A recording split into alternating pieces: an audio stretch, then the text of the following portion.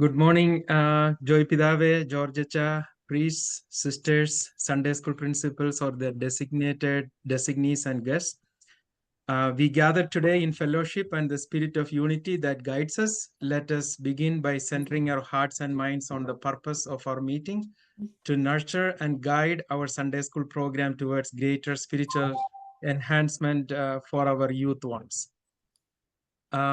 Before we proceed, let's a few practical housekeeping matters to ensure our meeting proceeds smoothly and respectfully. For any technical difficulties during this Zoom meeting, please reach out to Tyson Thomas. Just reach out to me and I will try to help you as much as I can. To uphold the clarity and sanctity of our communication today, kindly keep your audio or microphone muted throughout the meeting to minimize background noise. Questions are highly encouraged and will be addressed after all the presentations. So please type your questions into the chat box at any time, and George and I will moderate those questions during the Q&A sessions. We aim to conclude our gathering by 1 p.m. Central Time, so for the next 3 hours. If by any chance we are not able to answer any questions, do not hesitate to email at smccdchicago@gmail.com. So first, let's start with to invoke the Holy Spirit's guidance and blessings upon our gathering. I invite Reverend Sister Anjali Matthew DM, who is the Sunday school principal from the St. Alphonsus Syro-Malabar Foreign Catholic Church in Atlanta, Georgia, to lead us in prayer. Sister. Thank you, Tyson. Let us pray. In the name of the Father, and of the Son, and of the Holy Spirit. Amen. Heavenly Father, we gather here today with grateful hearts and a shared commitment to guide and nurture the faith of our students. We thank you for the gift of faith and the opportunity to serve as catechists and leaders within our parishes. We ask for your blessings upon our meeting, that you may inspire our discussions and decisions with wisdom, compassion, and unity. We lift up to you our Bishop Joy, Eparchal Director Danavelilachan, and all the agents and Secretary Tyson. We thank you for their dedicated leadership and vision.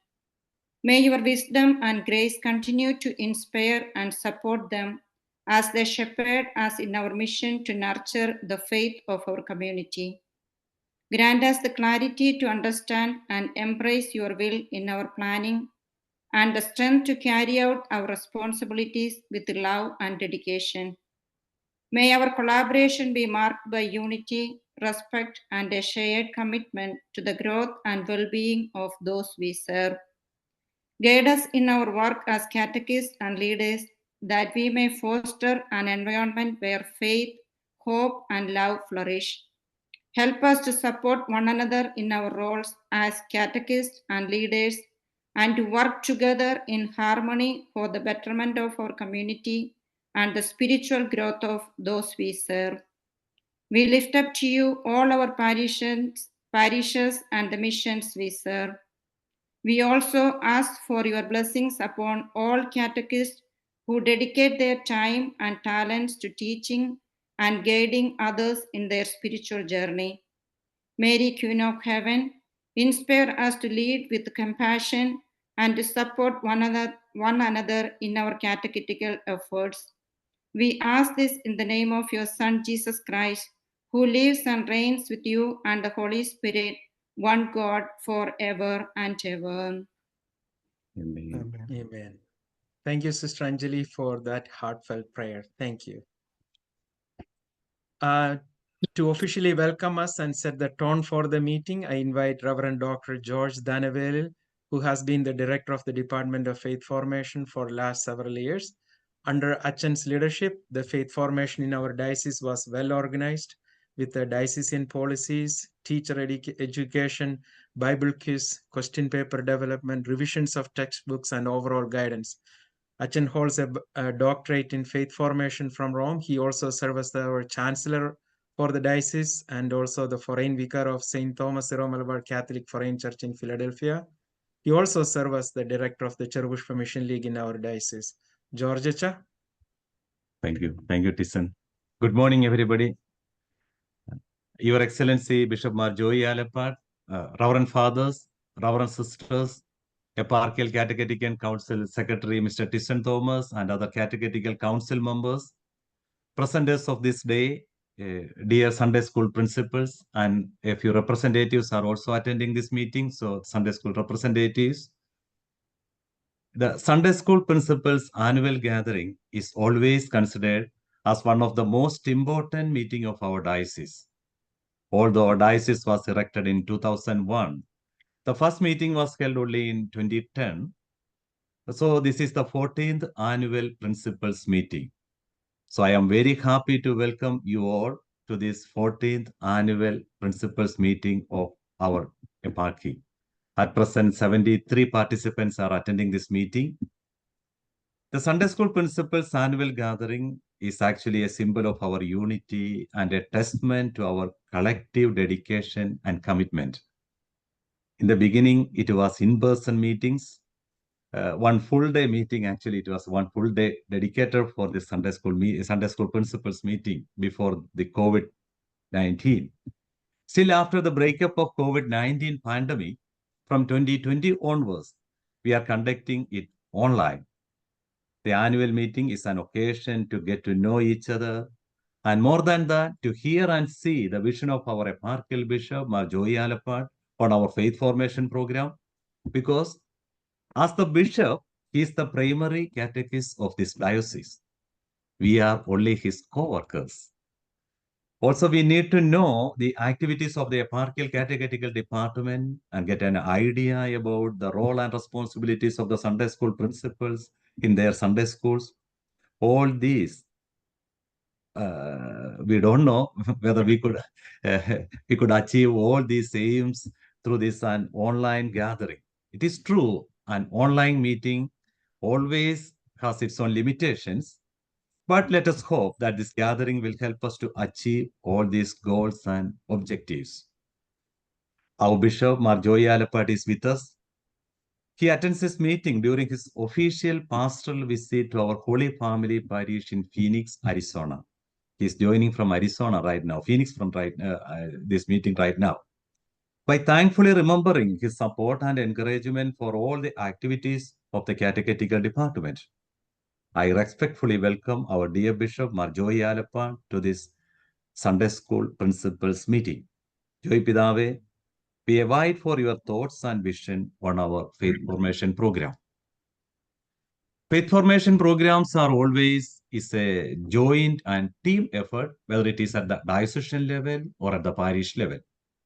At the diocesan level, there is the catechetical council, question board, team to conduct the Dei Verbum Bible quiz, coordinators of the theology programs, team to publish the e-journal, team to update the website, team for the book revision, book drafting, resource person for the teachers training program, leaders and coordinators of Cherupushpa Mission League, Holy Childhood, and so on.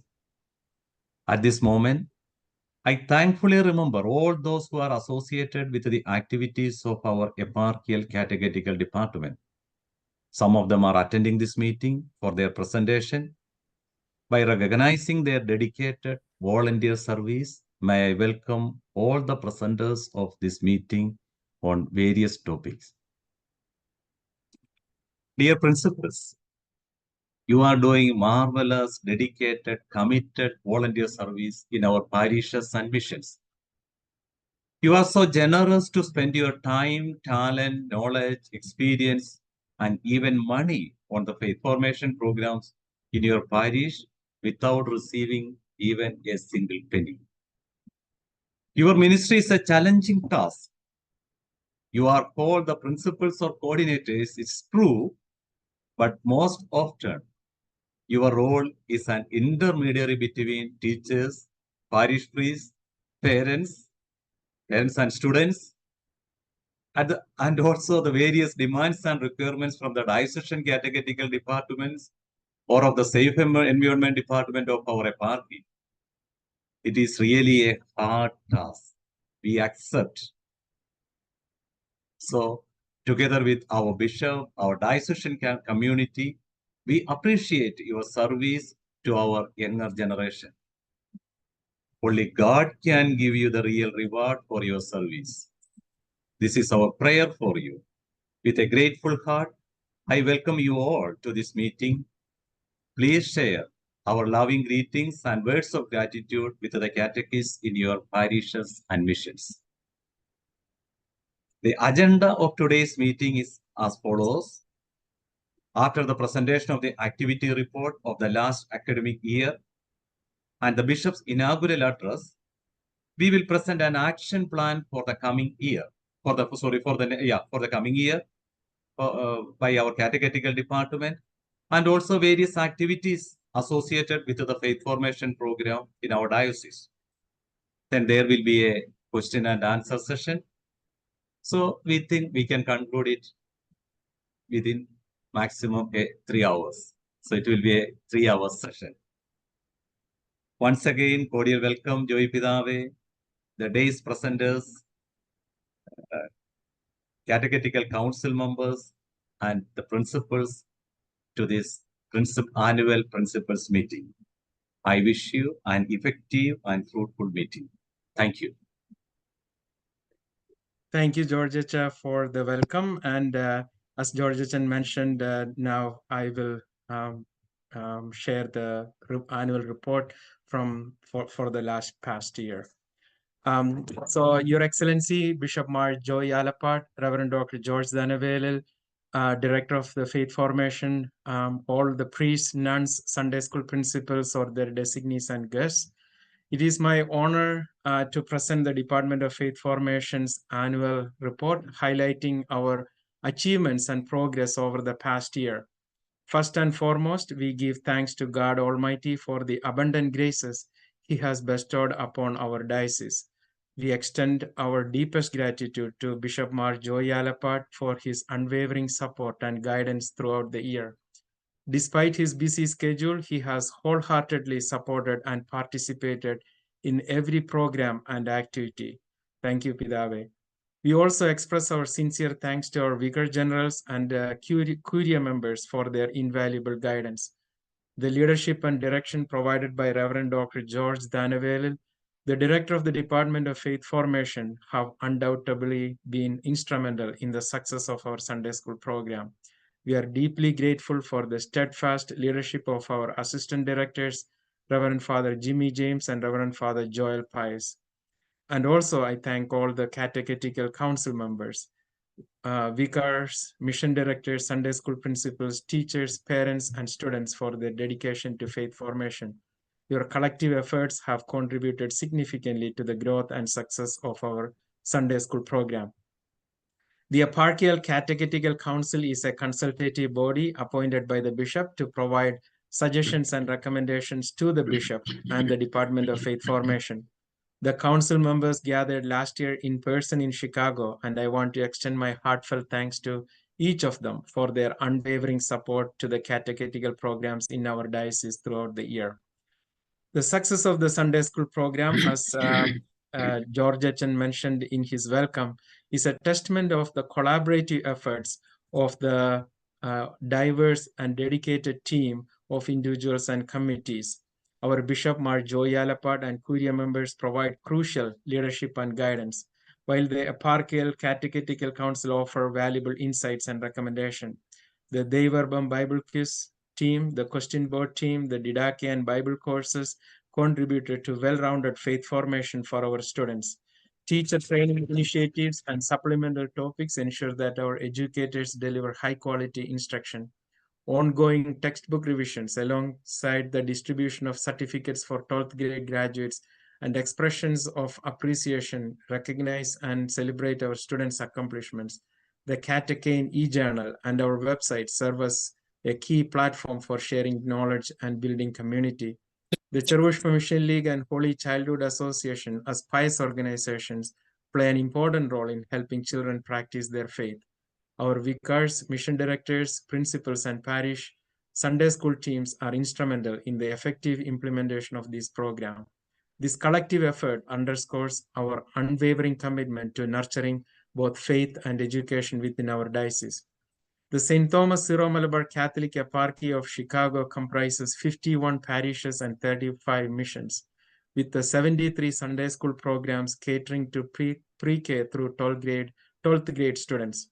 Our programs also include youth classes and adult faith formation programs, making faith formation one of the most vibrant ministries in our diocese. The Department of Faith Formation requested parishes across the diocese to submit their annual data regarding teachers, classes, and students. By December 2023, a total of 68 parishes and missions have responded, providing a comprehensive overview of the program's reach and impact. The data revealed that our Sunday school program serves 10,512 students, supported by a dedicated team of 2,262 teachers and volunteers. These figures highlight the significant commitment of our community to fostering faith formation and education among our young members. In 2002, our Sunday school program had approximately 1,000 students. By 2023, that number has grown to 10,512, reflecting remarkable growth over the years. This significant increase underscores the importance of Sunday school as one of the most vital ministries in our diocese. It also highlights the deep commitment of our parents to ensuring that their children receive the faith formation they need within the Syro-Malabar context. Inspired by Pope Francis' apostolic letter Antiquum Ministerium, which elevated the role of catechists to a diocesan level ministry, we have wholeheartedly embraced this change with great enthusiasm. A Sunday school is one of the most important ministries at the diocesan level. It is crucial to understand the significance of Antiquum Ministerium in this context. Working closely with our bishop, who serves as the chief catechist for the diocese, this ministry is deeply valued and upheld, from the Pope to our bishops, to our vicars, and to our parents. Last year, on Saturday, July 16, 2023, we held our annual Sunday School Principals meeting. It was a virtual meeting attended by 82 participants, including 73 principals or their designees. Bishop Mar Joy Alapart graced us with his presence, and Reverend Dr. George Danavelil facilitated the meeting, ensuring a productive and insightful session. Each parish began the Sunday school year with a special pledge and prayer of blessings for teachers, underscoring the importance of their role. The prayer of blessings and the pledge were sent to the vicars and mission directors last month. One of our significant achievements this year has been the revision and distribution of textbooks. Parishes and missions ordered 12,464 textbooks through a streamlined process using Google Forms. These books were printed in India, shipped to the United States, and distributed. And I think Achan mentioned that starting next week. Our Dei Verbum Bible quiz continues to inspire our students. Over the past years, thousands of students have participated. This year's registration stood at 2,835, which is significantly less than the pre-COVID era. The Verbum finale was on Saturday, July 21, 2024, and the winners were announced by the bishop and were appreciated during the online Zoom meeting. Winners, family members, teachers, priests, and nuns gathered and congratulate the winners. The certificate, the trophy, and the cash awards will be mailed to the parishes soon. We also conducted 4 education sessions for newly enrolled catechists with over 700 teachers registered. These sessions, led by a team of experienced instructors, provided valuable training and resources to our new Sunday school teachers. Our question board experienced some changes with the retirement of the dedicated members, Mr. Luke Adamana, Mrs. Preeti Thomas, Ms. Anju Sebastian, and Mrs. Roshan Binoy. We extend our heartfelt thanks to them for their remarkable service over the past 5 years, during which they played a significant role in setting high standards for our exams. We are pleased to welcome the incoming members, Dr. Thomas Matthew, Mrs. Jolie Thomas, Mrs. Finney Manthurathil, and Mrs. Tessie Alapart, who will continue the excellent work of their predecessors. For the 5th consecutive year, we celebrated Catechetical Sunday on the 3rd Sunday of September. Bishop Mar Joy Alapart issued a circular, and the department provided a list of suggested activities for the day. This event offered an opportunity to recognize and appreciate our teachers. Many parishes expressed their gratitude by presenting certificates and gift cards and hosting lunches or potlucks in honor of their contribution to faith formation. Some parishes also showcased poster presentation having dedicated Holy Kurbana for catechists and included special prayers and adoration focused on faith formation. Most Sunday school programs in the diocese follow a dedicated calendar for the year. The diocese requires a minimum of 30 to 33 Sundays to be dedicated to Sunday school activities. Last month, a sample calendar outlining suggested activities was provided to vicars, mission directors, and principals. Parishes and missions are encouraged to revise this calendar according to their own academic year start and end dates. Our website, Syro-Malabar Catechesis Chicago.org, is a comprehensive resource for faith formation activities. It includes an online video library, diocesan policy, and other essential resources. We have also streamlined the process of issuing 12th grade graduation certificates with over 2,500 certificates issued since 2019. Appreciation certificates for teachers and principals are also given upon request. Additionally, we introduced Reverend Father Kevin Mundakel's Holy Kurbana Explained videos last year, which are widely accepted across our diocese. Bidake, our adult faith formation program, is a successful course. More than 300 adults have graduated across the diocese, and more than 700 adults are currently participating. If your parish is interested, please let George Wetchen know. A diploma course in biblical studies conducted every Sunday evening via online. More than 100 are currently participating. If interested, please let George Wetchen know. The Holy Childhood Association, initiated in 2022 under the patronage of Bishop Mar Joy Alapat and directed by Reverend Father Varghese Dayachen, has expanded to 33 parishes and missions and engages children from K through 3rd grade. Our diocesan CML leadership team, with units in 60 parishes, continues to thrive. Over 4,500 children participate in various Cherubushka Mission League activities, including retreats, vocation seminars, and digital poster contest. CML also has zonal leaders for 6 zones to provide zonal level leadership. These zonal leaders were elected in February 2024. Zonal leaders help organize zonal activities. There is a general organizer and 2 organizers in every zone.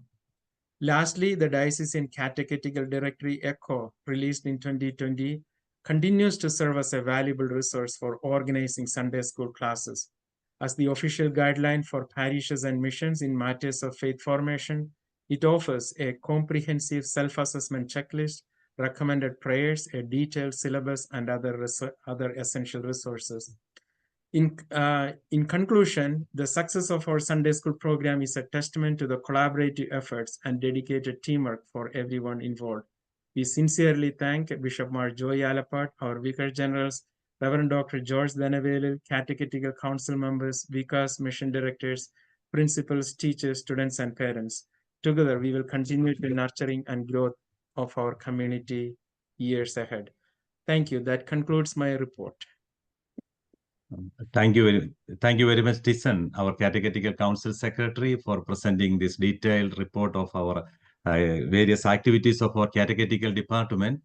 In a special way, I wish to thank Mr. Tyson Thomas. For the last 5 years, he is serving as the Eparchial Catechetical Council Secretary, and also he is serving as the General Secretary to the Eparchial Cherubushka Mission League.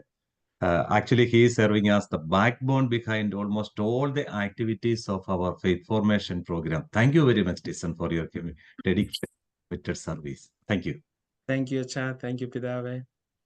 So now to officially, we are blessed to have with us Bishop Mar Joy Alapat, our bishop, who has been a steadfast supporter and encourager of the importance of faith formation. Pidava is keen on the development of faith formation for our children and places his utmost care and concern for our youth. I invite Pidave to deliver the inaugural address. Joy Pidave. ഈശോമിശിഹായിക്ക് സ്തുതിയായിരിക്കട്ടെ. സംശയിക്കുക. Dear friends, I am so happy to come through this platform to meet you all, to see you all.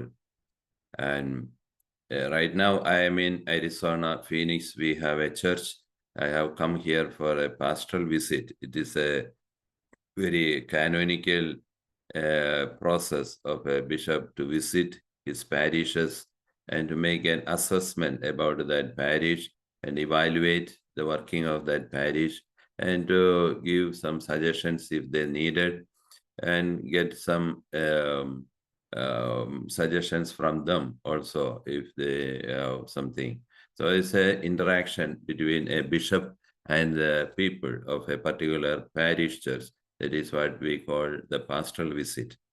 So it's a first time that I'm coming as a pastoral visit here, though I have come here many times for several other purposes. So I am happy to see you all. As we all know, our diocese is progressing, and one of the key element of all this progress in our diocese is the faith formation activity. I used to say any activities of that parish is being destroyed or stopped, only the faith formation and the sacramental administration, these two things will keep that parish continuing and growing. So what are the basic elements of a parish? Two main pillars of a parish. One is the faith formation, how much we try to share our faith directly or indirectly with others. That is what we call the faith formation. And the second one is the sacramental administrations. It is through the sacraments the grace of God is working or flowing to its people. So these two elements are the most important thing regarding a parish. Some people will think, oh, our parish council is the important thing, or we have Vincent de Paul Society, which will make charitable activities. All other activities are part or branches of these two main elements of a parish or a church. So a priest who administers the sacrament, especially the Eucharist, that will give guarantee that the church will survive. Then the second element, complementing to that celebration of the Eucharist, is giving that faith formation to all people who participate in that Eucharist. So strengthening them in their faith, that is what we do by our CCD program. And from the time of starting of our diocese, we were focusing our attention on the faith formation activities. And one thing that I noticed, most of our people are well aware the need to attend the faith formation activity like CCD at least. Sometimes I think people forget about the sacramental part. They are not attending every time the Kurbana or other sacred confessions or some other sacramental activities. But they are very keen and they are very much interested and to send their children for the CCD program. I have noticed in some parishes, they sent their children to the CCD, and immediately after the CCD classes, they take away children to their home. So that is not a real faith formation. The faith formation has several aspects. Intellectually, academically, we give formation, and also we give them an experience of what they learned.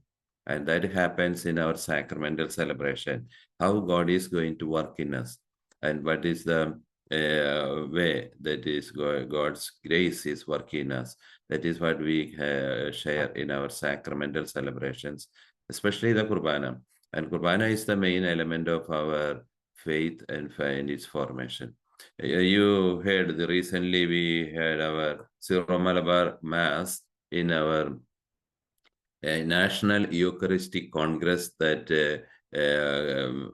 held in Indianapolis last month.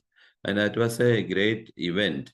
Yeah, all over America has got a great impact because of that event. It is after 83 years later, we have programs like that in this country. So there were more than 65,000 people attended, or 70,000 people attended. And more than that, many people attended from their home, visiting YouTube or other social medias. And that has created a great amount of enthusiasm among our Catholics in this country. And that will give an emergence for our Catholic faith in this country. So from that event, what we learned is the Eucharist is the center of our faith and our life, Christian life.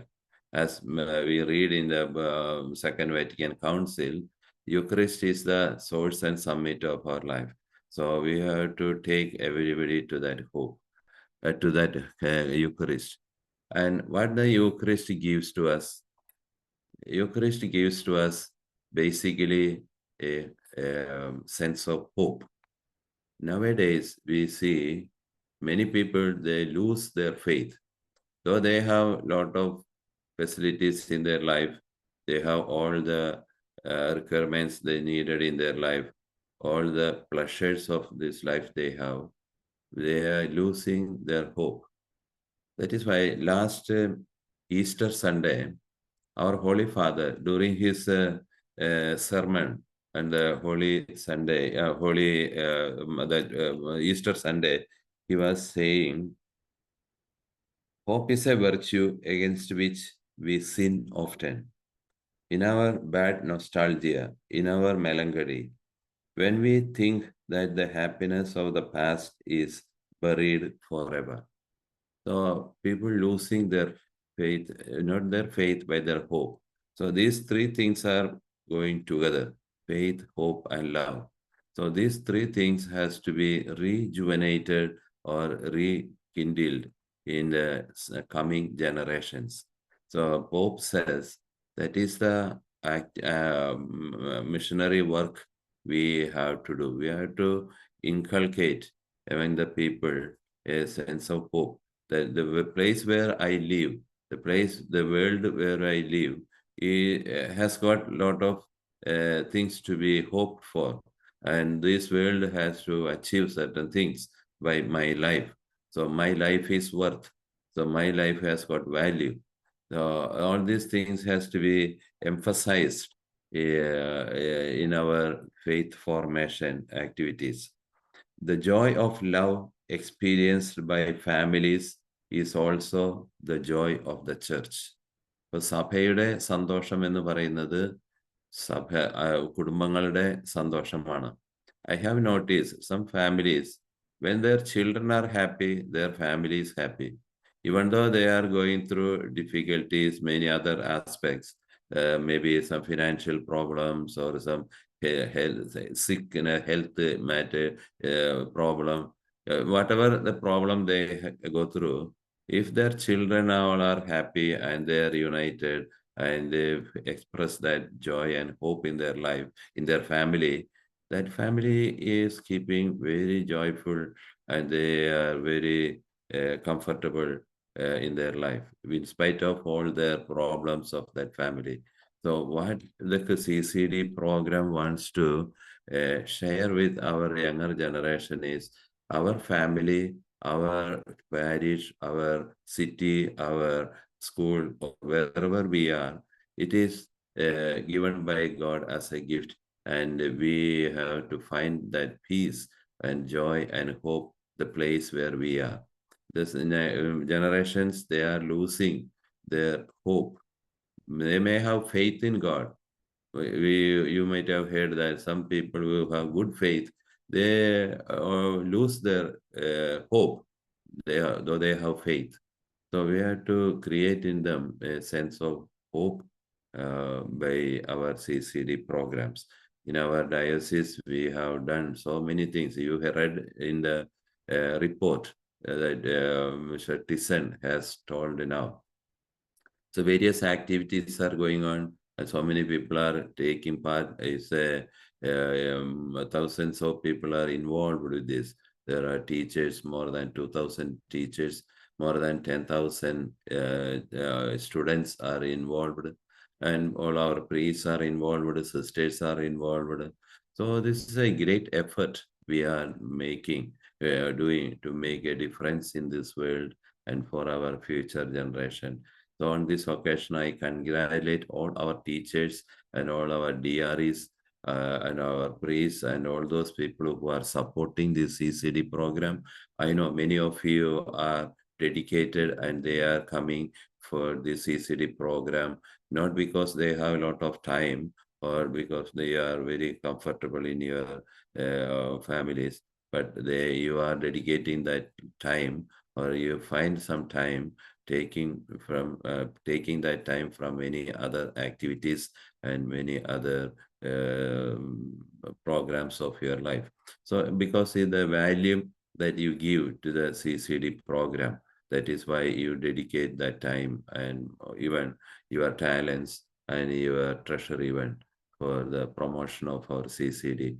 And I also thankfully remember the work done by the Orange Parish. They are taking care of our quiz program, and they are making the program for our quiz, and it is working very well, and it is running very well. Students are very much interested. And each parish, they have their own many other activities connected to the CCD programs. And if there is no CCD, the whole parish becomes very dead. That is what I experienced during the summertime. Many parishes are almost very slow now because there is no CCD. From September onwards, we will get more energized. So thank you, my dear friends, for working together with the bishop and with the diocese. As you all know, to teach the faith is the great responsibility, or the primary responsibility of a bishop, actually. And when you share the CCD program or be part of that CCD program, actually you are working with the bishop, you are helping the bishop. And personally, I am so grateful to you for your time and for your talents, your surrendering or your offering for the progress of our diocese. So thank you very much. And with this, I inaugurate this session of our CCD gathering. Thank you.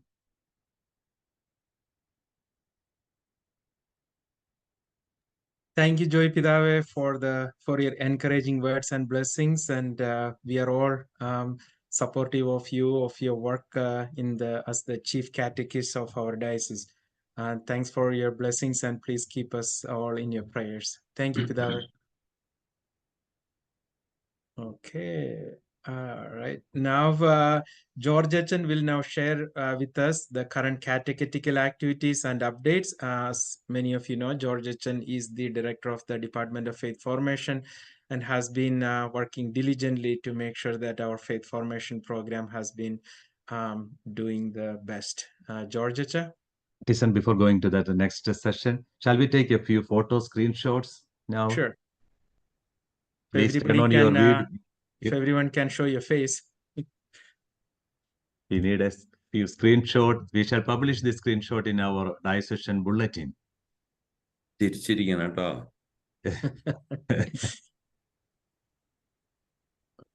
1, 2, 3 പറഞ്ഞെടുത്തോ, നമുക്ക് ചിരിക്കാം. ചിരിച്ചോളൂ. ഞാൻ 2, 3 എടുത്തോട്ടോ കേട്ടോ.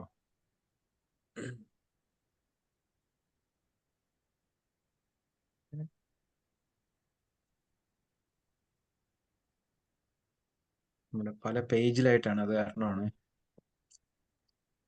X-ray photo അല്ലല്ലോ.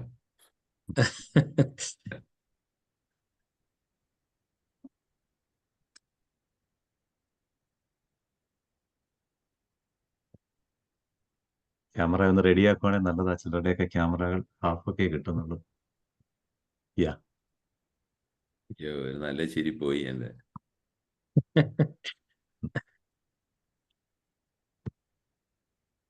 You know, when we are taking the pictures, as I don't know how many of you have seen the Holy Kurbana of Joy Pidava at the Eucharistic Congress. If you haven't had a chance to see that, you all should see it. And it's one of the, you know, it's very, we all will be proud of our Syro-Malabar heritage. It's such an amazing event, you know. And I think Joy Pidave, there are like a lot of people wanted to take pictures with you. They're touching you, and you know, it was very nice. Yeah, I became almost like a pope there. Like a celebrity. Celebrity. Yeah. I became a celebrity there. Yeah. And I think the Kurbana, the choir, you know, the Everything spiritual worked very atmosphere, well. it was all choreographed very Yeah. well. So പിന്നെ നമുക്ക് ഒരുപാട് അങ്ങനെ വലിയ preparation ഒന്നും ഉണ്ടായില്ല. നമ്മള് വളരെ law പ്രൊഫൈലിലാണ് നമ്മൾ പോയത്. പക്ഷെ it worked very well. I think it's you know, if you ever have some time to show your children, you know, our CCD children, those videos, you know, that would be great. They can be proud of our heritage. I think the Ukrainian bishop had spoke highly and eloquently about our Syro-Malabar heritage too, you know. So okay, thanks everyone. It was nice. I took all the pictures. Thank you. Georgetta? Thank you.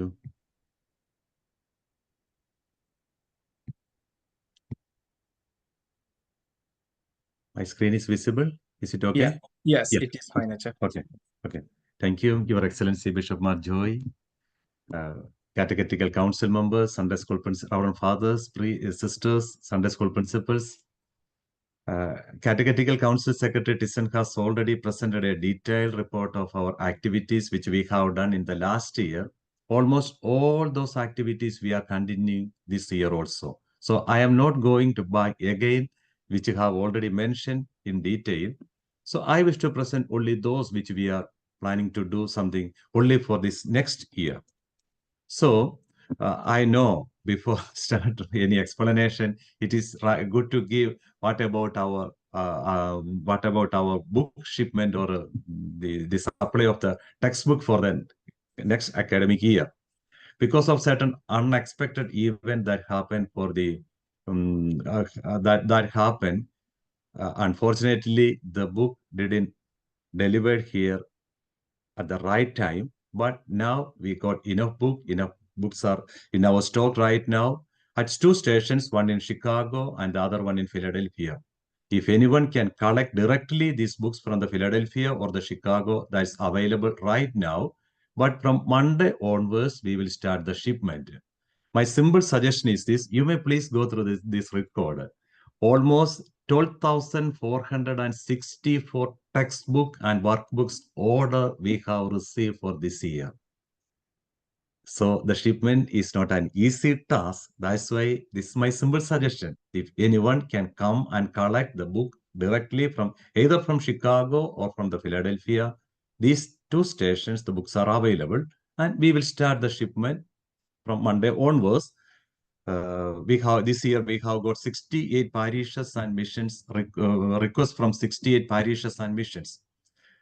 My simple suggestion is this: please send us an email if your classes are already started or if that is going to start on next Sunday. That means August 18th. You may send an email. We shall give the priority for their shipment. So please send an email if your classes are already started or if you are going to start on August 18th. The next one, there are a few reminders. All these reminders, all this information already we have given in our ECHO, the catechetical directory of our diocese. This is the ECHO. It's a reference text for all our Sunday school principals. So, my dear Sunday school principals, we please use this ECHO, the catechetical directory, published by our diocese as a reference text for the faith formation program in your parishes and missions. This soft copy of this ECHO is available in our website, so you can refer it at any time. Principals are appointed for a term of 3 years. The vicar or the mission director appoint a principal. The vicar or mission director appoint the teachers also. Teachers must submit an application form. A sample application form is available in our website, in our ECHO, the catechetical directory. This is our custom and practice. The vicar or the mission director, in consultation with the principal, make this appointment. The Sunday school principals are not supposed to appoint a teacher directly. Every new teacher appointed must attend at least 3 mandatory sessions offered by the diocese in the first year itself. And also, all our teachers must complete the safe environment requirement offered by our safe environment department. This is the diocese general policy of our diocese. 10% of the total revenue of the parish to be spent for the faith formation program of that parish or the mission. This is the general guideline given by our diocese. For the newly appointed Sunday school principal, we have arranged or scheduled an orientation is scheduled on October 5th, Saturday, 6 p.m. Central Time. An orientation program for the newly appointed Sunday school principal on October 5th, Saturday, 6 p.m. CST. Textbook revision. The coming academic year, we are planning to revise our first and second grade textbook. This year onwards, we are using newly revised textbook for the grades 3rd to 10. Next year, we will revise our first and second grade textbook. And also in our project, we are planning to revise our Holy Communion textbook also. It's a request from many of our Sunday school teachers, a resource guide for the teachers about the fundamentals of the Syro-Malabar Catholic faith. We are trying to prepare a resource guide with the fundamental teachings of the Syro-Malabar Catholic Church. The Solemn Holy Communion, now we are using the textbook prepared by the Synod of Bishops of our church. So this is the recommendation of the diocese. Please use the textbook prepared by our Synod of Bishops for the Holy Communion program, Kiss of Love. Next year, we will revise this textbook in the American context, the US context. Regarding the Catechetical Sunday, as per the direction of the US Bishop Conference, every year in our diocese, we are also celebrating the Catechetical Sunday on the 3rd Sunday of September. Please encourage the parishes or mission to celebrate the Catechetical Sunday with various activities that promote the faith formation program. Almost last 4 years, we are celebrating this Catechetical Sunday on the 3rd Sunday of September in our diocese also. Usually, our bishop will give a circular explaining the relevance of the faith formation ministry and the importance of this day. Bishop has agreed to give a circular for this year also. And also, our catechetical department will give necessary guidelines with certain possible activities for this day. It's a suggestion of our catechetical department.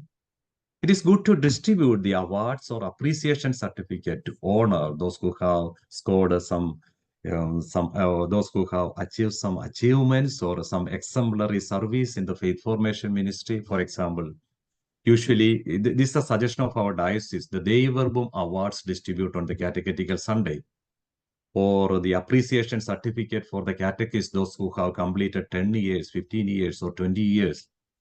For those who have achieved some exemplary achievements, the students or the teachers. It's a day to honor all our teachers, and also it's a good time to give to celebrate the faith formation program in our parishes. This year, September 15, I think. Am I right, Jason? The 3rd Sunday of September, September 15, we are celebrating this Catechetical Sunday. Regarding the Bible quiz, there will be a detailed session on the Bible quiz, Dei Verbum. Bishop has already mentioned, we are really grateful to our St. Thomas Orange Foreign Parish. They are conducting this Bible quiz the last 4 years. This year, we are planning to make certain changes according to the suggestions received from the principals and from the parents and also the Bible quiz participants. We will have a detailed presentation on the verbum later. The curriculum, the syllabus for the Bible quiz will be like this. For the phase 1, Gospel of Mark, letter to Galatians, and the book of Hosea. For the first phase, for the second phase, the Gospel of Saint Mark, letter to the Galatians, book of Hosea, and the book of Daniel. You will get more information by at the time of the presentation of the Dei Verbum. Regarding the Dei Verbum Bible quiz, I wish to thank a few parishes in particular. For example, the Mother Teresa Syro-Malabar Church, Las Vegas. Almost 89% of the CCD students are participating in the Bible quiz from that mission, a small mission. Almost 89% of the students. St. Thomas Syro-Malabar Church, West Hartford, Connecticut. Almost 85% of the CCD students are participating. Then the St. Thomas Syro-Malabar Church, Bronx. Almost 80% CCD students are participating. St. Joseph Syro-Malabar Mission, Harrisburg, 77%. In most of our parishes, more than 50% students are participating, CCD students are participating this Dei Verbum Bible quiz. But at the same time, some of our parishes, this percentage comes down less than 10%. So, my dear Sunday school principals, please consider this Dei Verbum Bible quiz program is a part of our part of our faith formation program. This is an integral part of our faith formation program. Please encourage all our students from the grade 4th onwards to join this Dei Verbum Bible quiz program. We have made some changes changes. That means for the CCD students, this year onwards, there will not be the registration fees. Without the registration fees, all the students, only the students, not the adults, only the students can join the Dei Verbum Bible quiz program. But for the adults, they have to pay. We have made certain changes regarding the Dei Verbum Bible quiz program. You will get more details later. Regarding the teachers learning series, this year also there will be a few mandatory sessions for the newly enrolled catechists. St. Thomas will give a detailed explanation on that later. Regarding the Didache, the Diploma in Theology program, right now we have two programs, Didache Diploma in Theology and also Didache Diploma in Biblical Studies. 330 participants already graduated from our 5 parishes, this Didache Diploma in Theology program. Almost 700 participants are attending this Didache Diploma in Theology program and Diploma in Biblical Studies. In the beginning, we started this program mainly based on the parish. Now, we are planning to conduct this program based on zonal level, because we have already started this Didache Diploma in Theology program in the West Coast region, West Coast zone. We are going to start a new program for the East zone. That means the parishes from St. Thomas Syro-Malabar Foreign Parish, Philadelphia, St. Thomas Foreign Parish, Somerset, St. Thomas Syro-Malabar Foreign Parish, Bronx, and also St. Stephen Parish, New York. The parishes and missions under these parishes, we are going to start a Didache Diploma in Theology program. Please encourage the teachers and adults to join this Didache Diploma program. And also the Diocese is publishing a catechine and e-journal. Please circulate this e-journal with all our teachers. We can forward this this e-journal only to the DREs or Sunday school principals. It's the duty or responsibility of the Sunday school principals to forward this e-journal to the teachers, and also you can forward this e-journal to the parents also. It is good to know all our community, what are the activities we are conducting in connection with the faith formation program. Please consider At present, we have two pious organizations as part of our faith formation program, the Cherubushpa Mission League and Holy Childhood Association. In our faith formation program, there are different dimensions of faith formation. That means the celebrative dimension of the faith formation, that means the liturgical celebration. Then the educative dimension of the formation, that means the school-centered or the textbook-oriented faith formation. Then the apprenticeship dimension of the faith formation, that is activity-oriented faith formation. Actually, this pious organization, the Cherubushpa Mission League and also the Holy Childhood, the activities of these pious organizations are also an integral part of our faith formation program. So as the principal, Sunday school principal, please encourage activities of this CML, Cherubushpa Mission League and Holy Childhood Association. There will be a detailed presentation of both these associations soon. Regarding our eparchial assembly, as you all know, the second eparchial assembly of our diocese is arranged or scheduled on October 28 to 31st in Chicago. In 2026, our diocese is celebrating its Silver Jubilee. As part of the preparation of the Silver Jubilee, this year the diocese is scheduled an eparchial assembly. And also the fifth major archiepiscopal assembly of the Syro-Malabar Church also scheduled in August 22nd to 25. This is the major archiepiscopal assembly is in Kerala, in Pali. Both this major archiepiscopal assembly and also the eparchial assembly, the faith formation is one of the three subjects to be discussed. Faith formation program. The lineamenta is already published. Lineamenta is a Latin word which means a guideline for the preparation of this eparchial assembly and the major archiepiscopal assembly. That's already published. And also in our diocese, we have already a survey was sent out to get the information. The catching word which we used in our survey was this: the diocese want to hear from you to get the information or the data, to collect the data. We have already conducted a survey regarding the eparchial assembly.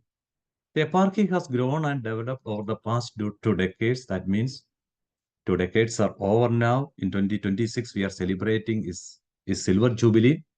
Assembly serves as a forum for study, listening, discussion, and evaluation. And also the effective proclamation of the gospel is the central to growth and vitality of our church. Eparchial assembly serves as a supportive body to the bishop. This is our simple suggestion. We have already published the lineamenta guideline. In this lineamenta, first there is a foreword by our bishop. Then there is an introduction. A timeline for the eparchial assembly is also given. The first chapter is mainly on church that listen to the Holy Spirit. Then the second chapter is mainly the renewal of the faith formation program in our eparchy. This is the most important chapter for us as the faith formators. Renewal of faith formation in the eparchy. The third chapter is the missionary call and the evangelizing role of the St. Thomas Syro-Malabar Eparchy of Chicago. And the fourth chapter is empowering of the Syro-Malabar community in the United States. As the Sunday school principals, please go through at least on the second chapter, and also please encourage all the catechists to go through the second chapter of the lineamenta. The second chapter, the renewal of the faith formation in the eparchy, there is an explanation of the definition of the catechesis and also the catechetical organizations in our church, and also the importance of the faith formation team, the catechetical system in our diocese, catechesis through celebration, catechesis through instruction, and the catechesis through apprenticeship, the challenges in our faith formation program, the 4 goals of the renewed catechesis, and also the practical step for the faith formation program. So the second chapter is exclusively on faith formation program. This is our suggestion. Please discuss on the second chapter of the lineamenta. I know some of the parishes, the catechists have already discussed, and also they have prepared a report. Please discuss. There are few questions are also given here. All the questions are really relevant, especially for the faith formation program. How can our eparchy adopt the catechetical system of the Syro-Malabar Church? such as the catechesis through celebration, instruction, or apprenticeship? What actions can be taken to address the concerns around the efficacy of current catechesis in shaping the Christian vocation? How can our eparchy revitalize the catechetical system to prioritize the cultivating a personal relationship with Christ? How can our eparchy amplify the role of parents as the primary faith formators? How can our eparchy integrate the contemporary pedagogical approach and the technological innovations into the catechetical initiatives? So all these questions are really relevant, especially in our faith formation program. The simple suggestion is this: if you have not yet conducted such a discussion in your parish or mission, please arrange a discussion and please prepare a report and please hand over that report to to your parish priest or the mission director, and the parish priest and the mission director will forward us a consolidated report from that parish or mission.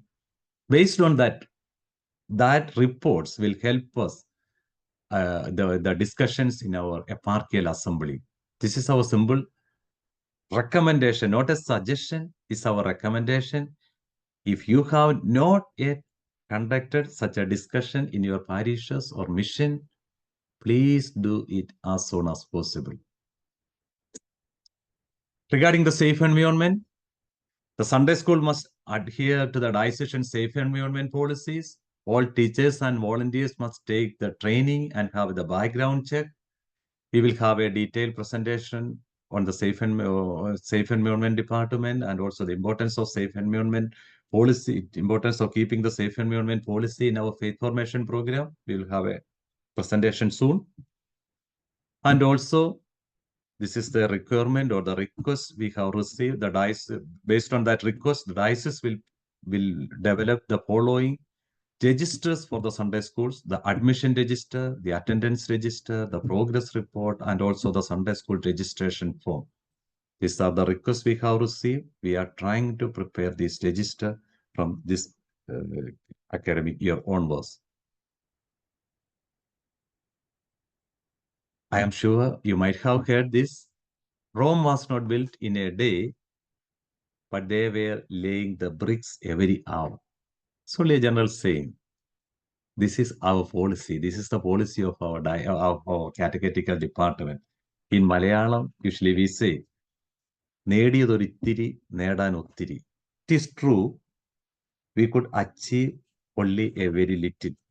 There is a lot to achieve, but we are in the process of achieving these goals.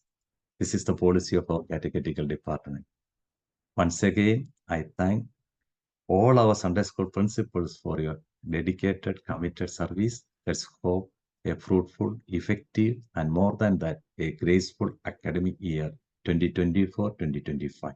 Thank you. Thank you, Georgia, for explaining all of the upcoming activities for the Sunday school year. Thank you so much for all the work you've been doing, and very much appreciate Acha for all the work. Thank you. As Achan mentioned in the beginning, Achan asked me to talk a little bit about the teachers training and supplemental topics. For the pedagogical formation for catechesis, like Achan said, this is new. This is mandatory training for new teachers. At least 3 trainings must be taken by the new teachers when they joined during the first year. We have tentatively scheduled these training for December and January on Saturdays at 5 p.m. Central Standard Time. So we don't have the dates yet, but we will be sending those dates as soon as we lined up the presenters or speakers. The topics include classroom management, because many of our teachers are not formally teachers, so they don't have the knowledge of how do they teach. So these are good trainings from some experienced teachers within our diocese. So classroom management, then there is also around classroom techniques and teaching methodologies, and also Georgetown usually take a class around the textbooks, because if you don't know the Syro-Malabar textbooks, and its effective use, a lot of times you have heard the concern that our textbooks are not par with the other textbooks. But Georgetown has historically given a great session about how to effectively use our textbooks to be effective in classrooms. And then other topics that are relevant for teachers. These are primarily targeted for new teachers, but then if any other teachers wanted to join these trainings, they are welcome. These are 90-minute sessions with a 1 hour topic presentation with a 30-minute Q&A. So please encourage all of your new teachers when they join to attend these mandatory sessions.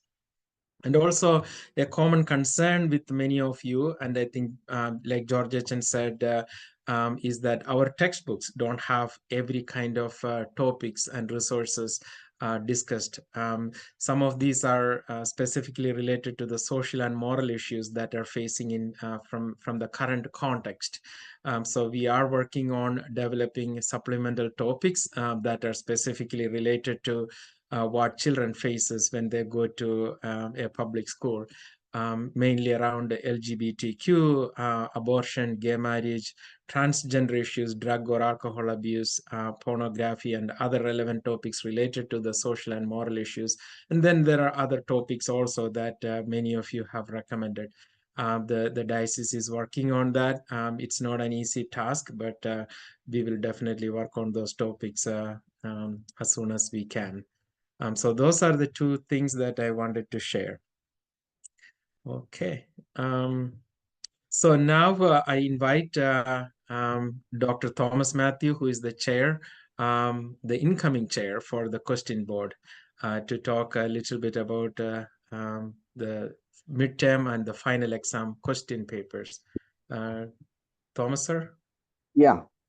Respected Joy Pidave, Georgia, Tyson, and other meeting participants. So I am from the St. Alphonse Parish, Baltimore. I don't have any slides, so I will just talk. I am involved with the question board since last year, and for the new team, the process was actually extremely smooth because we got a lot of input and guidance from the previous team. So even though they are not here, I just want to take a moment to thank Lucas sir and also the previous team. I just want to bring up one point which I discussed with our team, the new team, 4 of us, and this concerns the comprehension paragraph that we give to grades 9 and up. So at the end of the questions, we have a passage taken from either UCAT or the catechism, or from scripture, or from the CCD book itself. And the students are supposed to read that and answer 5 questions. And right now we assign 1 point each to those questions, 5 questions. We thought those questions take a bit more effort, and the passage that we put usually prompts the students to little bit of thinking about our faith and the practice of our faith. So we thought maybe we can assign 2 points to each of those questions and cut down the points assigned to fill in the blanks. So fill in the blank is usually just a one-word answer. Either they know it or they don't. There is nothing to think there. So we currently give 2 points to each of the fill in the blank questions. So we felt that cut it to 1 point and assign 2 points to the comprehension part of the question paper. So this is for grades 9 and up. So for grades 8 and below, things can stay as it is. I don't know if any of you, Tyson or Georgia, and any of you have any suggestions on this. Let us know. Other than that, I don't have any comments regarding the question preparation. I don't know if the DREs have any questions or concerns. Can we improve anything, do anything better? So just let us know. That is all I have to share today. Okay. Thank you, Thomas, sir. And we will send you also inform you about the date that you will be getting those question papers. Usually the question papers will be sent for the midterm exam by the 3rd week of November, and also around 2nd or 3rd week of April for the 2 semester exams. So we'll send a detailed information, and there is also a guideline from the question board related to the question board policy. We'll send it again to all the principals so that you all have that available based upon the question board policy that we will develop those questions. So thank you so much, Dr. Thomas Matthew, for the presentation. Thank you. Welcome. All right. So now to talk about safe environment, that's one of the most important program that we have within our diocese. It's mandatory for all of us who work with minors to be working with our safe environment team. So I invite Jackie Varghese to talk a little bit about safe environment. Jackie? Hello, can you hear me? Yes, we Okay. can hear you. Let me just share my screen first.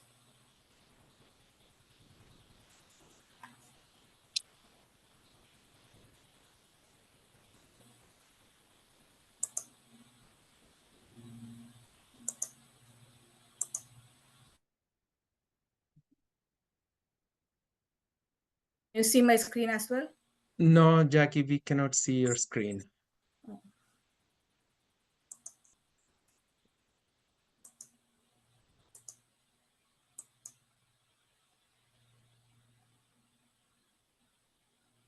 So how about now? Yeah. Can you see? Yeah, we can see you. Yeah. Okay. So hello everyone. As Achan mentioned earlier, like the safe environment, it's an integral part of now our diocese.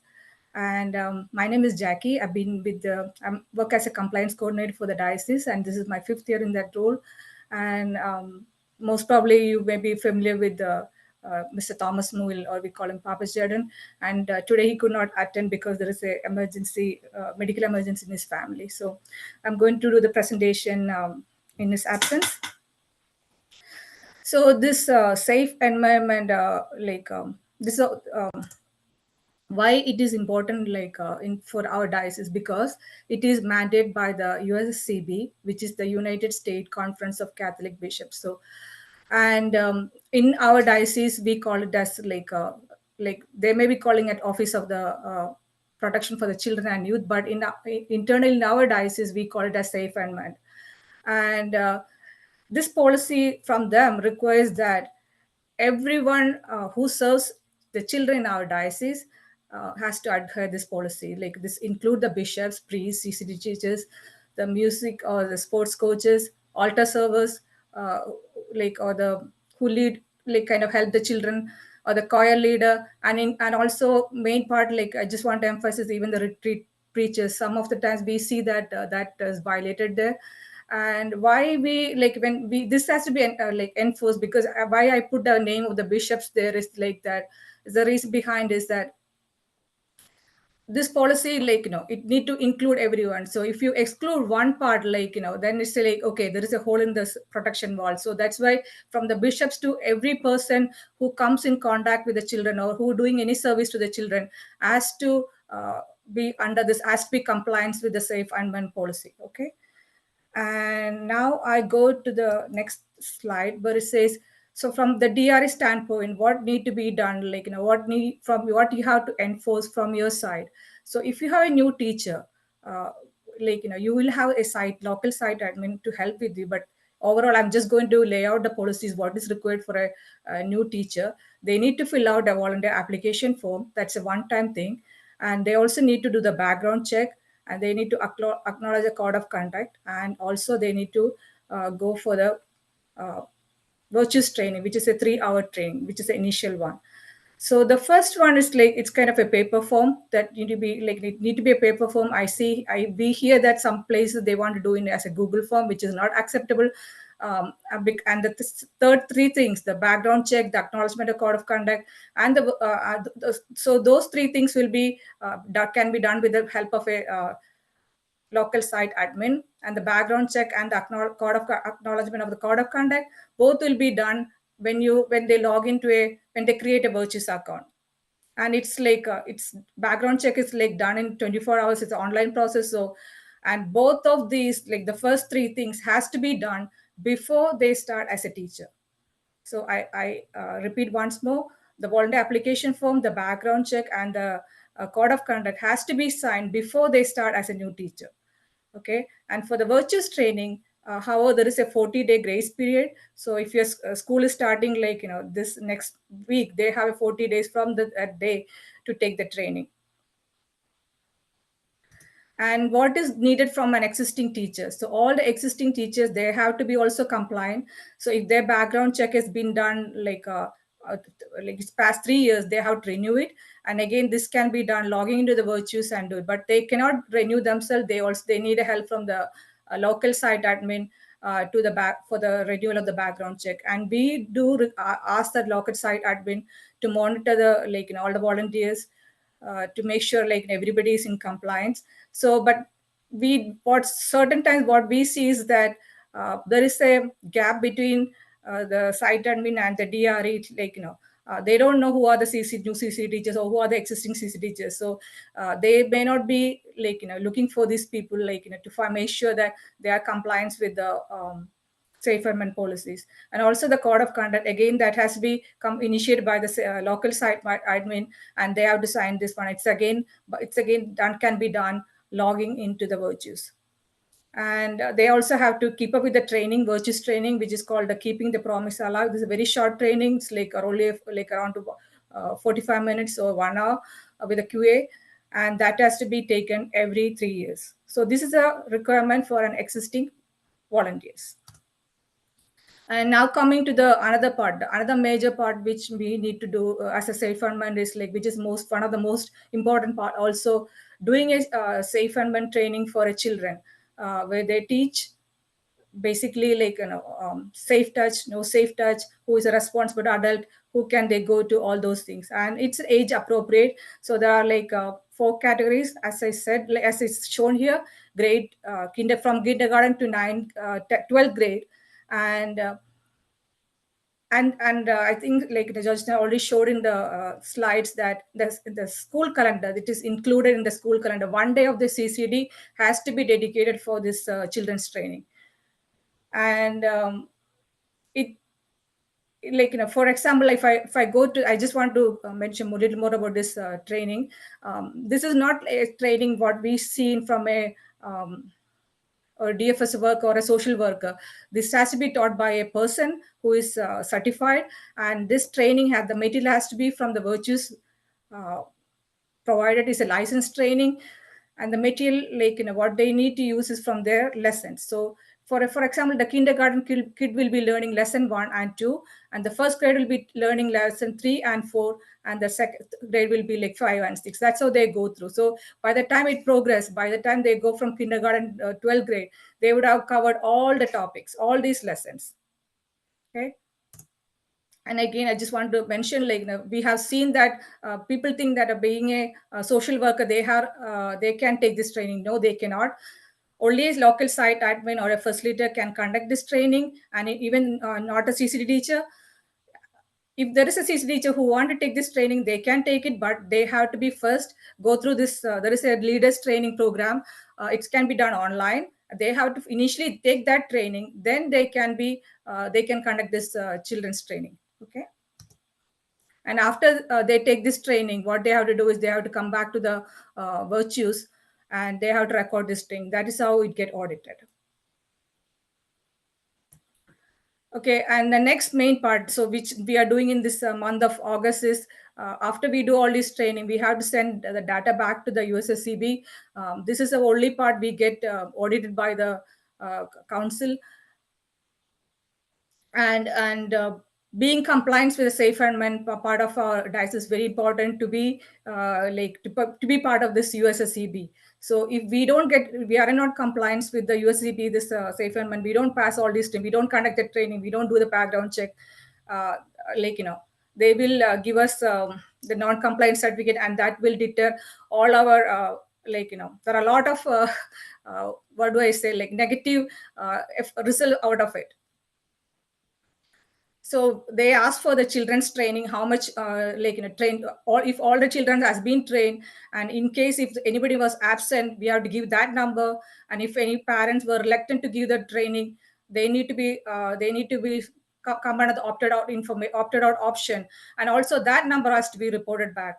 And every priest, the priest background check training has to be reported back, the CCD teachers background check, and any other volunteers who come in contact with the kids. And also we need to report is one other thing. We gather data is for the parents training. And this audit form, I think you may have seen already, we still need to get return the information back from few of the parishes and missions. I'll be reaching out to you.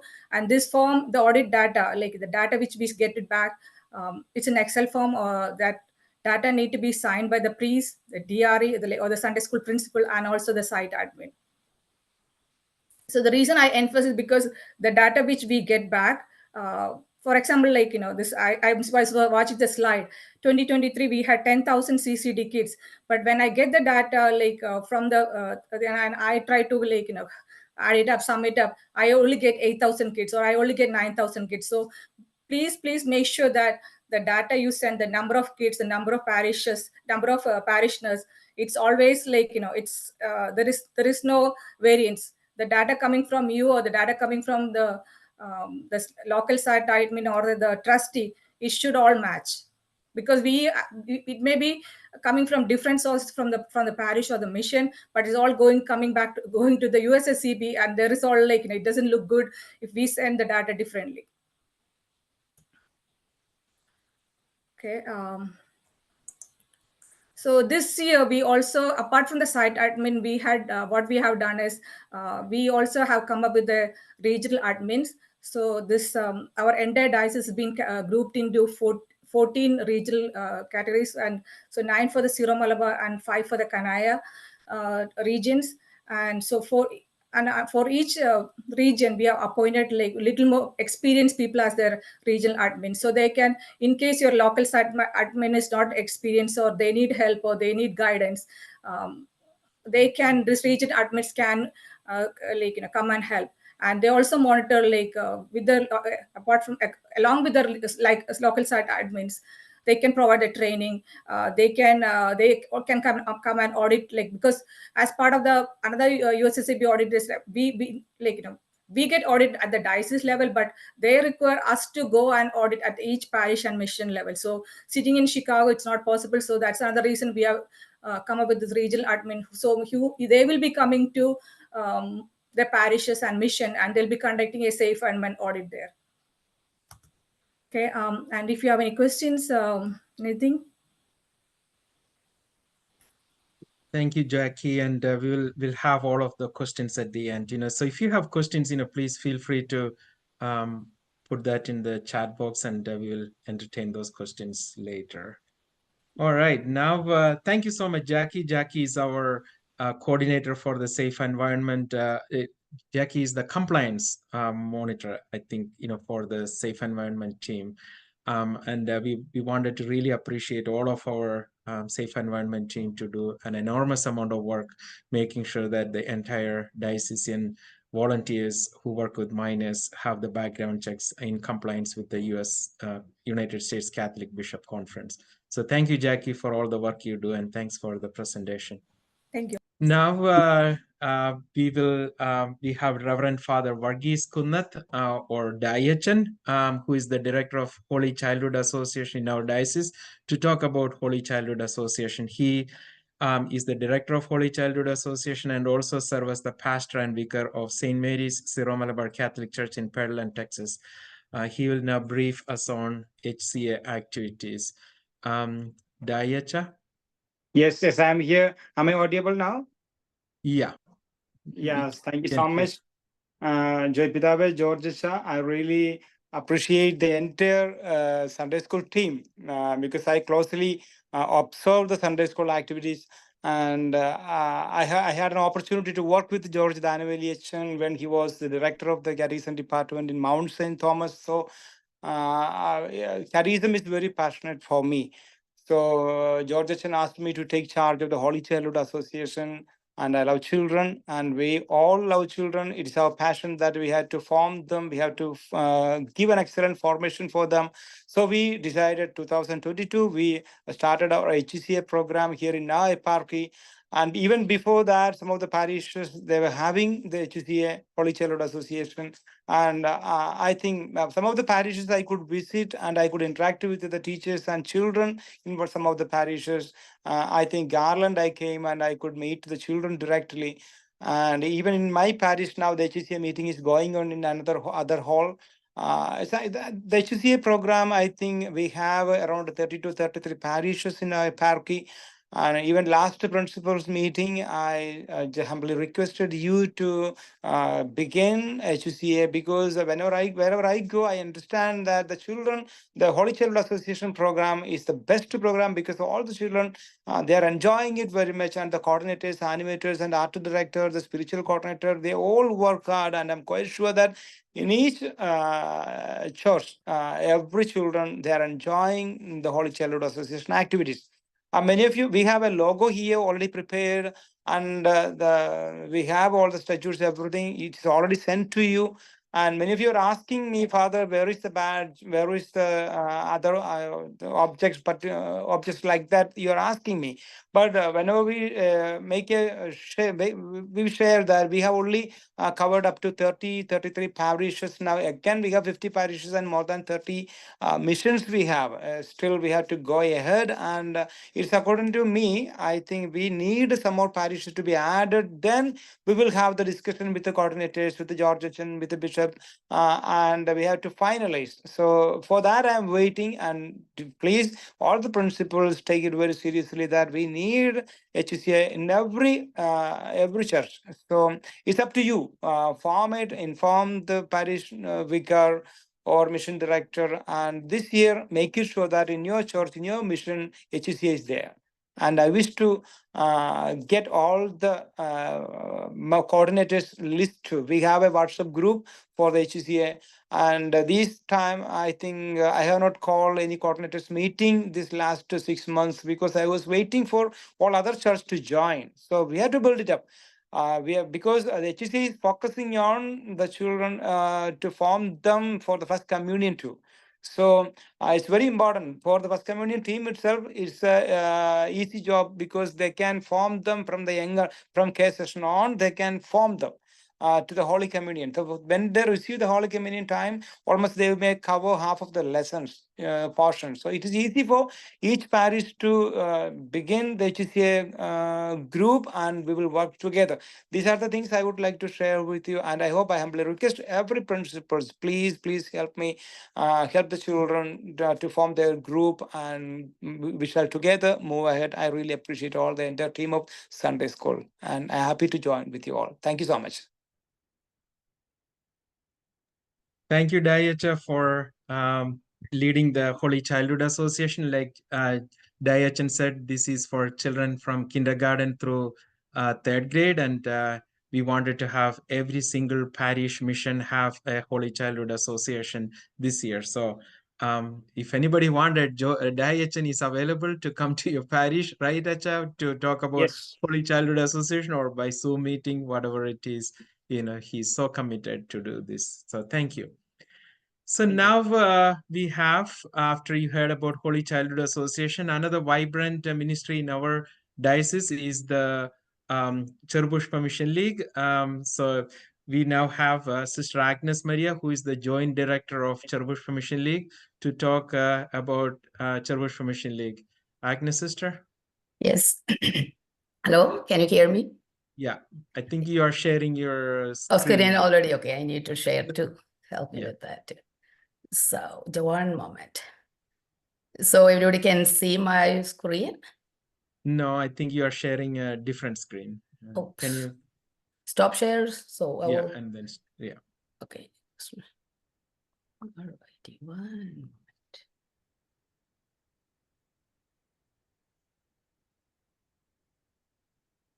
Can you see that? No. Oh, No, sister, we are seeing your desktop actually. If you just start the application, that will be fine. So okay. Now you are sharing yourself. I mean, you need to select the what is that? Desktop or application. Okay, then Jason, if you have that, you can share that the other one. If it's not to working this one. Okay. Yeah, that may be little bit changes, but it's okay. Okay. Yeah, thank you for Jason welcoming me. Thank you so much. And I heard this Diocese was talking about the Childhood Association.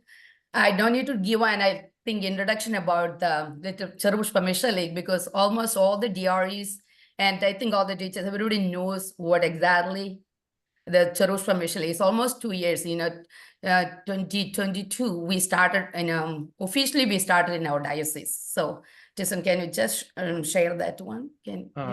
Actually, I deleted that because I thought you were sharing it. Let me get that. Let me. Is it? I shared with him from my screen, but I don't know. It's not. Okay, hold on for 1 second. Let me get that. Give me. Now it is shared. No, now it has come now. Can you see that? You can see it. Yeah. Oh, okay. Yeah, Okay. Perfect.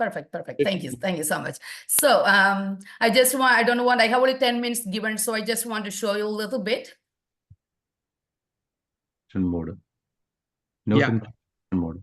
All right. So we have like a really officially inaugurated Syro-Malabar Mission in our diocese, and we have a good team, executive team and directors and everything. I'm not going to detail because it takes time. And also the Syro-Malabar Mission is divided in our diocese as a zonal level. Why I'm talking about the principles, you need to know you have a good support in each zone, have organizers and helpers there for Syro-Malabar Mission. So don't feel everything on your shoulders. So just want to make sure we have really good support team for you all. So why this Syro-Malabar Mission League? Why we need to talk about with the DREs? Our diocesan goal is to start a CML unit in all parishes in our diocese.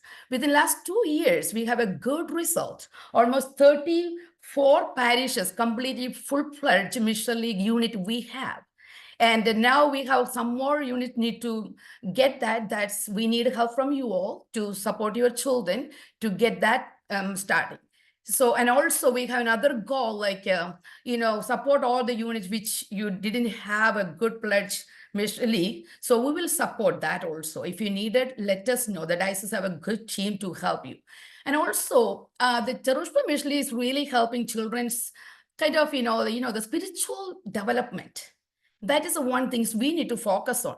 The religious education we give in the Sunday school, the children need to have like a practical areas to do that. The faith. So that is exactly Syro-Malabar Mission League do that. So that's one of the main goal of our Syro-Malabar Mission League Association, to help our children to grow in spiritually.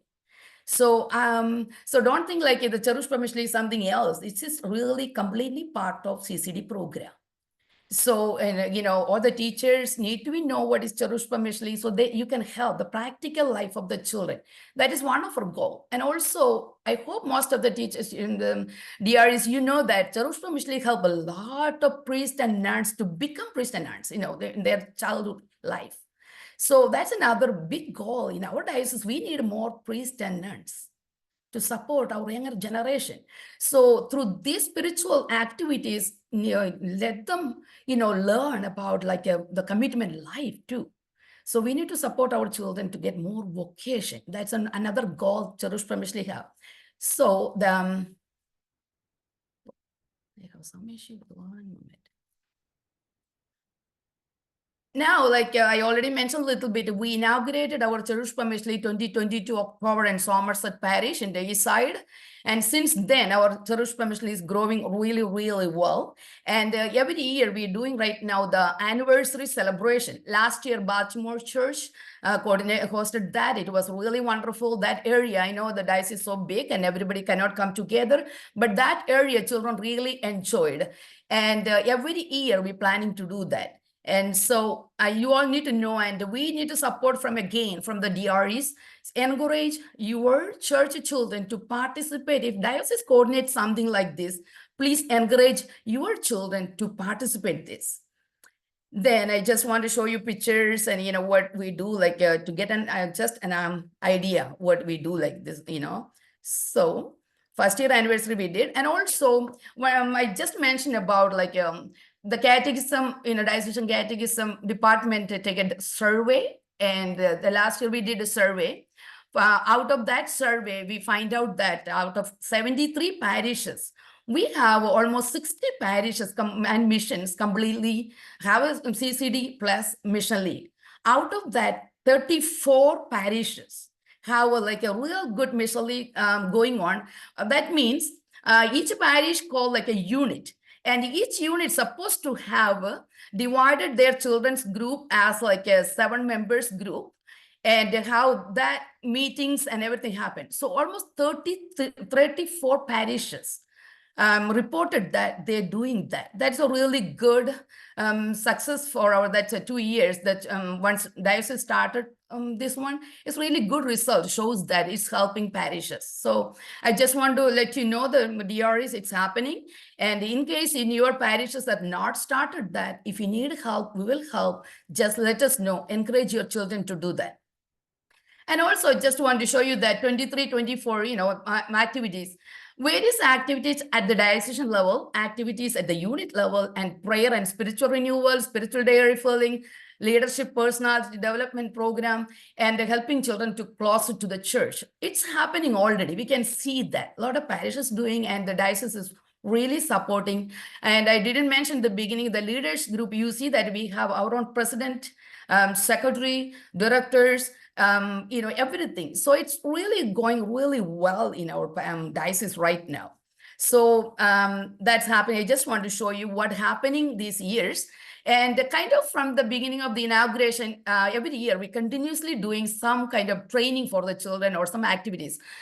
This last November, we did CML Leaders Orientation Webinar. Our goal is help our youngsters, not the adult teachers or the organizers. Young leaders, that means basically 10th or 11th or 12th grade children are the leaders. So we're giving orientation to them how to lead their parish unit. So also we did like a Gloria in Excelsis. Every year Christmas season we do this program. It's second year we already done. And I hope some of the parishes are really participating, but still we need more encouragement from DREs. From your parishes, your children are participating, whatever the diocese coordinates something, that is help us to continue this kind of activities. So we have like 73 parishes. So I really request from you all to every year, whatever we coordinate, otherwise it's discourage us. So we need some help. And the last year's a lot of parishes really help us to continue this kind of program. And it's a really crib making program, like a family program for children. And also another one, Journey to Bethlehem. We did this program also. So a lot of parishes joined, and still we need all the parishes in the diocese encourage their children to take part of these kind of activities. Another things, we did vocation seminar, and our young priests are taking classes every year. We're doing this right now, and to encourage our children to motivate to discernment, become a priest or nuns, so that's another area you can help your children. And Lenten retreat, every year we do like now, Lenten retreat by youngsters, Father Rajiv did last time. So this all why I'm showing it's happening around. So just, aware about your parish children are participating or not. And also every year, the CCD year start with that, the CML department really giving a calendar, monthly activity calendar for all the parishes. I don't know how many DRs getting that. And we try to communicate with everybody. And that will help, some parishes may not know what to do, but it really help the parishes to just follow that, So that will be really helpful. So this is on April, month of CML Awareness Month. It's helped, to know what is Mission League, or the children will get some ideas to create some activities about that. And also month of May, and I'm just giving some examples, Madhaviri Vanakamasam. So devotion to Mother Mary. That month we have asked all our children, our diocese, almost I think 4,500 children, 4,500 children are CML members. We asked them to recite Rosary for the Catholic Church. It's helped children to know about the mission spirit. So that kind of stuff you can really encourage your children. other things is digital poster making contest. So that's also the good thing. Our youngsters really like the phone and computer. So that's what we thought, and we did like a poster making contest. So again, we need a participation from all the parishes and mission. That's I just want to show you that these all things are happening, and it's really feel children also. They're part of that diocese. And also look at that. We have a spiritual diary. The diocese have a spiritual diary. Michelle, I know that you may have heard about the manual book. And we have that, and that really need to encourage children. This is the second year we are, so we need to encourage every unit supposed to have spiritual diary. It will get from diocese the same spiritual diary for all the units, and all the instructions, everything in there. And if you need any help, you can call me or any diocesan leaders. They will help you with that. And also under diocesan website, the Catholic in our catechism website, we have all the information also there. And another new things, now the CML, like Jerusalem is international. Since last year, it's international. So from our diocese, now it's not only just us. We are really connecting with India and all other countries wherever the Syro-Malabar children are. So from our diocese, myself and Joy and Tison and the committee members of International Jerusalem now. I'm just giving this all, this is not just more organization. It's a biggest laity organization in the Catholic Church, So also just want to give some ideas. You can look at our web page or Catechism Journal. Always talk about the Jerusalem initially. And also, we invite other parishes, if they have anything, any kind of creative writings or anything you need to publish, let us know. We will do that on in journal. And we have a CML email and Facebook page, Instagram, and the children are very good with that. So just encourage them to follow that. And also next academic year, and we are planning something, having an anniversary celebration that will be Southwest. It will be in the Houston area. So we'll just let us know soon that date and everything. And all this and the survey, we do every year survey. And also a new election coming up on this September, October for parishes. Please take care of that. And also we will prepare the calendar and send it to you. And all other diocesan level activities, whatever happened, we will inform you. And and I just want to request from all the DRs, my time is almost done. I just want to request to you, we all need to work together to the journey of our children's faith formation. And these organizations really helping to practice their life.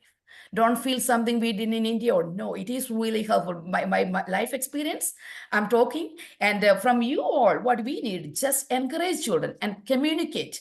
And always from diocese, Georgia Chen or the secretary, email you and information. Just communicate with your teacher or organizer and make sure it's happened in your parish. And yeah, I think that's all. And if you have any question or anything, you can call me or to ask anytime. Thank you, Tisa. Thank you all. I hope George is in there. I did. Okay, thank you. All right. Okay, thank you. Thank you, sister, for that wonderful presentation. Much appreciated. So now we have Mr. Francis Thomas, who is currently in a leadership role with the Dei Verbum Bible Quiz team. He will present on the Dei Verbum Bible Quiz. It is through I think Pidava and George Chen mentioned it before that the Orange Forana Church, their dedication and efforts, that Bible Quiz has become a reality. Coordinating a quiz to be conducted virtually in different phases across the country is a daunting task. So I will turn it over to Francis. Thanks, Jason. And George will be sharing the screen. Okay, so can you see and Yes. hear me? Yeah. Well, yeah. Okay, thank you. And as we all know, we are entering the 5th year of the Diocesan Bible Quiz. And we thank all DRE's Bible Quiz coordinators from each parish and missions. Without their sincere help and commitment, we cannot do this. So there's a lot of initiative is needed from the parish side, even though we do from our side. So, so we'll just go through the changes this year. So this year, as we have made some substantial change. Like last year we had 3 quiz rounds, like preliminary, then we had a semi-final and the final, but this time we'll have only 2. Yeah, that will be all conducted online in the same exam platform, that's Speed Exam. So we'll have the first preliminary round in December, December 7th, and the final one will be on April 12th. And we'll let you know the exact timing for those quizzes. And so one more important change is, like, all CCD students 4th grade and above are required to take the quiz, and this will be a part of the CCD curriculum, CCD program. So, and there won't be fee for CCD students this year. So only the adult participants, they have to pay the fee. So, and as we know, though, this is like it will encourage all the students to participate, and we will make it like less competitive in nature, so that everybody can participate, read and understand the Word of God. So the students, they will get a credit for in their academic grade for each of these exams. So as we know that, we have the preliminary one. So those who get C+ grade and above will be eligible for the final quiz. And as we did last year, we will have the same candidate grouping, like sub-junior, junior, and senior and adult group. That will be the same. It will remain same. And this time we are actually switching to a letter grading system. So the participants will get A+, B+, like that. So the winners and awards from each, they will be, it will be based on this the grading. So we don't have like first prize, second prize, third prize, like that.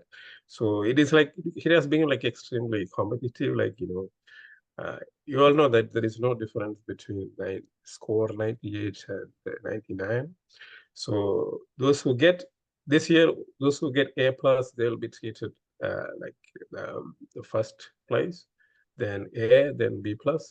So it will be on a letter grading system, and we can expect like more people recognized because of the grading system. So the price will come down. And also we are not taking any fee from the students. So that the price, the money, all these expenses, we should get from the adult participation. So this is how we are going to distribute the A+, $150 cash prize, then trophy and certificate. Then A grade, they'll get $100 and certificate. And B+ will give a certificate of appreciation. And all students, all participants all finalists will get a certificate. And the topics for this year, so we have included like 4 books, like the Gospel of Mark, Letter to Galatians, then from Old Testament, Book of Hosea, and the Book of Daniel. So the breakup is breakup is given. You can have a look at this closely. So for sub-juniors, they will have only Gospel of Mark for the preliminary, and Gospel of Mark and Letter to Galatians for the final. For the junior and senior, they will be treated same. So they will have Gospel of Mark, letter to Galatians for the preliminary, and Gospel of Mark, the letter to Galatians, and Book of Hosea for the final. And if you see the adults, they will have a Gospel of Mark, letter to Galatians, Book of Hosea for the preliminary. And there are like 4 books, Gospel of Mark, Galatians, Book of Hosea, and the Book of Daniel for the final. And as before, the adult group, they can have, they can take the quiz either in Malayalam or English based on the New American Bible or the POC Bible.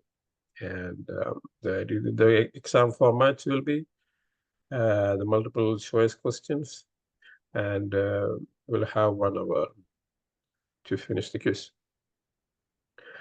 And about the enrollment, because there is some change this year, I think there will be less work from the CCD principals or coordinators, because there is no pre-registration or enrollment needed at the parish, because we are not collecting any fees from the CCD students.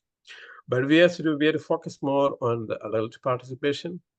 So they have to enroll at the parish with a fee of 10, and we have to complete the enrollment by November 25th. And as we did early last year, we sent the enrollment sheet back to the team. Then the fees collected must be sent to the department before December 22nd. So this year we have to emphasize more on the adult participation. And when we say enrollment, it is like enrolling in the parish. But when we say registration means like creating the account, or if the candidate already have a speed exam account, they have to update the details. If the candidate doesn't have a account, they have to create an account. And they have to use a unique email ID for each participant. So sometimes the sub-juniors, they may have to use their parents' ID, or the parents have to create an ID for them. And we will list all the parishes and code. This is needed because we have to identify from which parish the candidate is. So we'll send a detailed information about this later. And it's very important to have you need to do a promotion and recognition of for the Bible quiz participants. So each parish mission is advised to have a Bible quiz coordinator to focus more on this aspect, and we have to encourage students to participate. And it's also important to recognize and reward students whose performance merits the special attention. So it will give them an incentive to study. And then, as we know, some parishes, they have study groups and they arrange special sessions. It is encouraged to have sessions in all the parish. And as Georgetown, I think the department is planning to send additional materials which will help deeper understanding of the Bible. So it will be probably an audio visual series for all the 4 the topics we are included in this year's Bible quiz. And about the last year's Bible quiz. So as we know, it is the 5th year, and the development 2024 we have concluded with the development finale in July 21st. And as we have declared, we will be sending the cash prizes, trophies, and certificates to all the parish and missions by the first week of September. So, and we have to distribute all those awards and certificates on the Category Sunday, that is on September 15th. And as for us to send the trophies, awards to each parish, we need like a correct postal mail address. So last year we had some issues, so to avoid that, we will be sending a Google form to all the DREs. So we would like to get the correct postal address. Sometimes it is to the parish, or sometimes it's with the DRE's form. Whichever it is, we want to make sure it reaches on time and safely. So just make sure we will send the Google form, and just send us the address and the contact information. And last year's we had like a very good participation from each parish. So here we have listed around 20 parishes and mission. They have done an outstanding job. So it's like what we have displayed is like, the student participation, which is more than 50%, because if you have like 100 students, 50 students participated, that's the number we have, the percentage we have shown. So yeah, so some of the parishes, they do very good. They have like a good percentage of the students participate in the Bible quiz. So this year, as we know, so all the students are required to take the quiz, and we like all the DREs and coordinators to encourage to participate in the Bible quiz. And that's it. And if you have any like queries or anything to be cleared, you can contact us. So before we must have got an idea about what will be this year. So if you have any suggestions or like concerns, let us know. And you can send an email to the David Bible Quiz Gmail account, or you can contact the department contacts as well. It's fine. Okay, thank you. Francis, thank you so much. I know that's, we have questions in the chat box, but we'll answer them at the end so that everybody can hear the answer. Yes. And thank you, Francis, and the St. Thomas Syro-Malabar Catholic Foreign Church Orange, California team for fostering a deeper engagement with the scripture through the Bible quiz. Now, Mr. Lintu Matthews will share how you can use Parish on Net for Sunday school registrations. Several of you has been using this Parish on Net, but then also a few of you are using paper kind of registrations. So I know that few of you are interested in using Parish on Net. So Lintu, who is a Sunday school principal himself, is going to share how they use the Parish on Net software. Lintu? Yeah. Hello, everyone. So today I'm going to present how I am being a user on Parish on Net. There is something that I would also cover on the administration part. So just stay with me on the slides. So we all know Parish on Net, is basically a church online tool. It's replacing all the manual process that we have been doing with registration. So mainly I found that, the main use of these 4 categories here. So one is, you have the church member information. It's a repository. The main purpose that I've mainly benefited is the CCD registration process.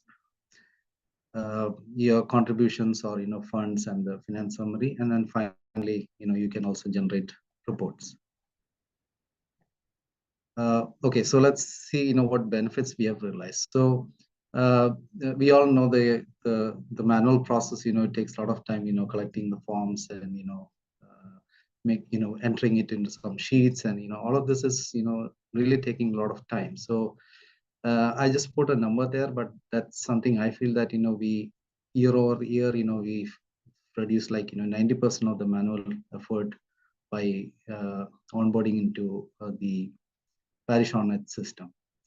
Where I found useful is like, it's an online platform where you can search for a church member information. So if I want to search for a student, I can also search like, based on the family, I can know, who the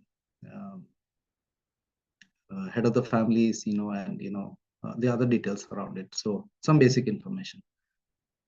Also, you can generate like real-time reports of the status of registration, how many have registered, and that's very useful. The admins can easily add new members, and also parents can also add new members, new child, in the family. So overall, there are two options for the CCD registration. So one is the process of onboarding it fully online, and the other one is it's still online, but it's partial. So we prefer the first option. That's what we have adopted in our mission or parish. So for the number one thing is every member or head of the family should have and a login to the parish ONET system. So it's a one-time effort that the admins need to take care, to get everyone registered or onto the parish ONET system. It's like like how you have your Gmail. It's like a login to the platform, right? So that's the first step. And second step, with respect to the CCD registration, it's a very straightforward. You need to create a fund for the CCD. So that's where, all the funds for the CCD registration act. You have registration start date and end date.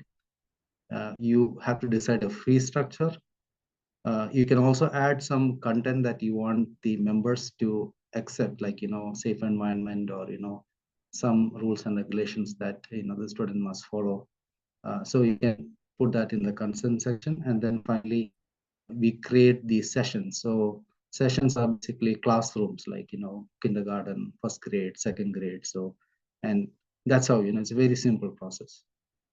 So once this is done, then, you basically inform the parish or the mission members to log into parish ONET. There is something called as CCD year registration. It will pop up there on the screen, and then you just complete the registration process using your credit card or debit card process, whatever is decided by the local parish or mission.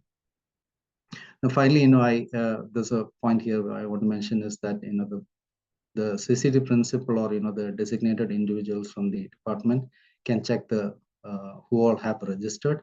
So it's very useful to know, and then also do the classification by class, how many people are registered. The option 2 process here is the onboarding. It's still online, but it's this is more of a like you have to open a CCD desk and then have people come in, and then one of the admins will register on behalf of the parishioner. So that's more of a manual process, which will still take time, but it's not preferred. I wouldn't prefer this option, but what we adopted was I found as the best option that I explained. The admin process here is, as I explained before, is very straightforward. It's like you have you create the fund here. You call it CCD fund or something. This basically for every parish or mission will have an admin who will do this process here. Then you create the program, you determine your fee structure, and then you create the sessions, like you see like sessions and then the fees for it. Okay, as a member, like member is like head of the family who will log into the system to enroll the family for the current year. So you will see like, the red highlight here is, where the CCD registration link is. You click on enroll my family, and then now you are here on the second screen where you have a list of people in the, the students you want to enroll in the family, and then finally you agree on the conditions and submit payment. So it's 4-step process. Here I want to cover about some best practices, at least 6 weeks before the close of CCD year. It's best to start the registration process, because that's the time you get you have communication better with the parents. So we started the registration, I think, in April. Ours the last day of CCD was May 25th for us. So we were able to at least get 60% of the registration completed within that time frame. But then you have to do some follow-ups also. So that's why I would recommend that we create something like a video or a document to show how to register your child, and then also share it with the parents and present it to the family members, maybe in a in the church after the Holy Qurban or something. There are some suggestive methods, like have some teachers core group or ward leaders follow up with the parents to registration. People have WhatsApp group or emails. They can communicate and generate a weekly report. Yeah, so typically what I do is to find how many people have registered for week on week. I generate a report every week, and can see personally follow up with parents who have not registered. You can also introduce some early registration program benefits, like giving some discounts for early registration. That will increase the registration count. And please ensure that you have a designated admin who is a little bit IT savvy, who can respond to issues later to login or the registration process, etc. Well, as Sister Jagan mentioned in the beginning, that I'm just a user, so who's trying to explain this, but there is a team behind this, based out in Chicago. So all your requests can be sent to support at parish.net. I hope this was useful. Thank you. Thank you, Lindu. Thank you so much for that presentation. And if anybody need help, I know Lindu is willing and helpful. So if you can reach out to Lindu regarding the parish.net. So now it is time for Q&A session. So there are several questions that came up. If there are others who are interested in submitting a question, please feel free to submit those questions. So there are several questions came up. So Georgia, the first question is that how do we, when do we get the textbooks? I think you already answered that in the beginning, but I think if you can share that one more time. I have already explained it. The textbooks are available right now in 2 stations, one in Philadelphia and the other one in Chicago. If you are ready to come, it's ready right now. Itself, you can collect it. But we are in the process of shipping it. We shall try to do it as early as possible. That's why I said, if your classes are already started or if you are planning to start it on August 18th, please send an email. We will give priority to you. Yeah, I think that's within 2-3 months, 2-3 weeks, we can complete this process. Within 2-3, before the end of August, we will complete it. So those churches who already have classes started at church, they can send you an email at smccdchicago@gmail.com. Sure. And they can get those textbooks faster. So if you need the textbooks right away, just send an email to George at smccdchicago@gmail.com. Acha, there is also a question about, will you be sharing the PowerPoint slides from today? Yeah, sure. We can share it. Okay. And appreciation certificate. Acha, there is a question about, appreciations. Okay. Usually we are issuing the appreciation certificate for the teachers, those who have completed 10, 15, and 20 or 25 years. Only those who have completed 10, 15, 20, 25 years, we shall issue the appreciation certificate. And also, we are ready to issue the appreciation certificate for the Sunday school principals also. After completing their term, we are ready to issue an appreciation certificate. This is our right now, our policy. Okay. Acha, is it mandatory to use the diocesan provided question papers for grade 11 and 12? The answer is yes. It's mandatory to use the diocesan provide question papers for all the grades. At present, the diocese is giving a question paper, and the suggestion is only this. The 60% questions are directly from the textbook. Among these 60% textbook, 60% points directly from the diocesan textbook. The diocese is giving questions only up to 50 points. That means 50% points the diocese is giving questions. The rest 10%, the parish can prepare question papers. The remaining 40%, 10% for the church participation, 10% for the attendance, and 20% for the assignments. If they are writing some assignments, there is possibility to give 20% of points or marks for that assignment. And also the 10% question papers are preparing from each parish and missions. The diocese is giving questions only for 50% points. That means only for the 50% marks. Questions are provided. Diocese is supplying. The rest 50%, the parish can decide. But the diocese has given certain guidelines. 10% for the church participation, 10% for the attendance, 10% for the assignments. The rest 50% for the diocesan question paper. Sometimes you may think, why? Actually, first of all, as the catechist, the faith formation program is not our private effort or our private program. We are participating the great mission or ministry of our diocese, of our church. The church given guidelines we should follow. It is not our private program. This is not the recommendation of our diocese, no. Actually, that is why our diocese is also recommending or suggesting to use the textbook provided by the Syro-Malabar Church. That's the reason we are using the textbook provided by the Syro-Malabar Church, but we have the right, or we have already got the permission to revise the textbook in the context of the United States. So we are in the process of revising the textbook. First of all, this is my simple word. This is not our private effort. This is not our private mission. We are participating in a great mission of our church. So it's our responsibility to cooperate with the church. So please use the questions prepared by our diocese. So we can also send the question paper, the exam guidelines to all the principals. Sure.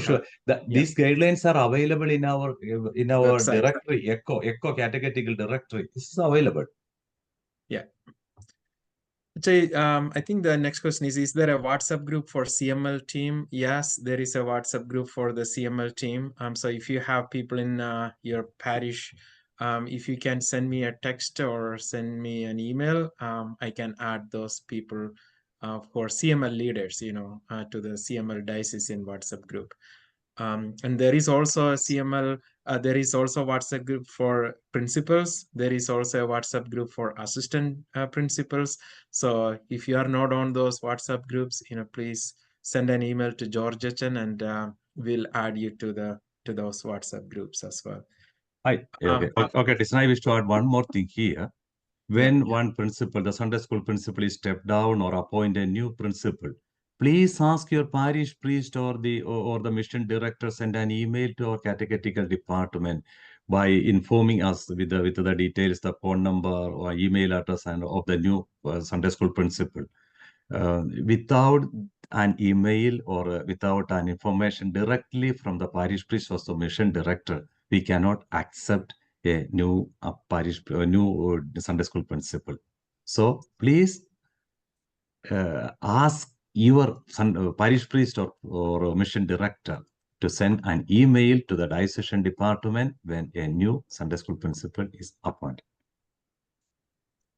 Thank you, Acha. Thank you. I think there is a question about for Deverbam, do all students need to be registered for the quiz? Thomas or Francis or Nixon, can you answer? So this is needed, the registration and the speed exam. So we will try to see is there any way we can improve that process. But as of now, so the participant should have an account created in the speed exam. So I think one once you create, this is forever. Now we have like around 7,000 candidates in the speed exam system. So you can track the history, you can use it year after year. So once you create, they can reuse it. So it's only one time. And I know that the student, parish with more students, they have to coordinate a little more. And after the exam, we will be sending a list, with all the participants. Thank you. Thank you, Francis. Here I wish to add one more thing. Yeah, the Francis and the Orange Parish, they are explaining the technical side of this Dei Verbum Bible Quiz program. This year onwards, as Parish has, Francis has already informed, this year onwards, there won't be a registration fees for the Sunday school students, for the CCD students.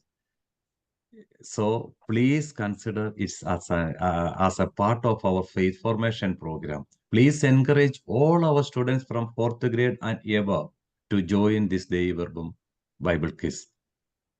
Yeah, George, I have a quick suggestion there. If you can include Dei Verbum as part of the final grading, like you said, 20%, right? If you can dedicate like 10% towards the final grading or something, that would really help. Yeah, the parish can decide, and also the diocesan level, we shall think about that. There is a possibility for that. We shall think about. Would be. Yeah. Yeah, if it comes from diocese, that will be really good, because otherwise, parish level may take there could be discrepancy. Sure, it's a good suggestion. We shall consider it. That is the one reason this year always we decided to avoid the registration fee. So it's free and all the students can join this. Yeah. But there will be registration fees for the adult. Dear Sunday school principals, please help us for that. Because because to conduct this exam, we need money, and also to give the prizes, we need the money. That's why we are still keeping registration. Yeah, we can have a second collection or something if money is needed. We can have something like that. The catechetical department is Bible study is very important, right? Yeah, catechetical department is not suggesting any second collection or anything. Second collection. Just giving a suggestion, though. Yeah. We are not recommending your second collection. Thank you, Acha. Thank you, Jason. Acha, there is another question about is there a way we can get the attendance register and the other registers as soon as possible? I know, Acha, you said we are going to work this year on those registers. I think as part of our, Lindu has already explained something about the registration attendance register. I think the parish on the software, there are some provision for the attendance register and other things, but we shall try our best to prepare it as soon as possible. Achai, I think there is a question about please share a link to chapter 2 of Lineamenta. I don't think there is a link to each chapters, right? It's the entire. Already we have shared the link of our Lineamenta in our Sunday School Principals WhatsApp group and also the email. We have already forwarded it. Today itself, we shall again forward it in our WhatsApp group, the Sunday School Principal, the soft copy of the Lineamenta, not of each chapter, not of the second chapter. I think the next question maybe Lintu can answer. I don't know if he's still here. Is there an option to migrate to parish on net if the parish is already using another system for registration? I think it may be, I think Lintu said he has to leave. You can email to that. I think there is a email address for support for parish on net. It's called support@parishon.net. I think if you can email, they will be able to help you. Otherwise, they can send an email to our smccdchicago@gmail.com. We shall forward this email to the Parish.net support group. Yeah. Thank you, Acha. Acha, there is also another question about Lineamenta chapter 2 discussion is with the teachers or the entire parish? Yeah, actually, this is the suggestion given by the diocese. The teachers, they should discuss and also there are the Lineamenta should be discussed at different levels. For example, in the ward prayer meeting, they can discuss it. Or the parish council, they can discuss it. Or the catechist group, they can discuss. Or the youth group. So at various levels, this Lineamenta can be discussed. this is our present suggestion.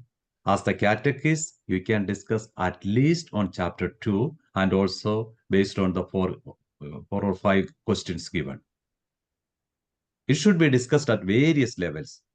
Like parish, for example, the parish council level, or the ward prayer meeting level, or the DYA, or the youth group, or the catechist group, even the Marian Women's Forum. At different levels, it can be discussed. Acha, thank you. Then let me see, what are the other questions that we have? Who is the contact at Chicago for book pickup? Can you please share the contact information?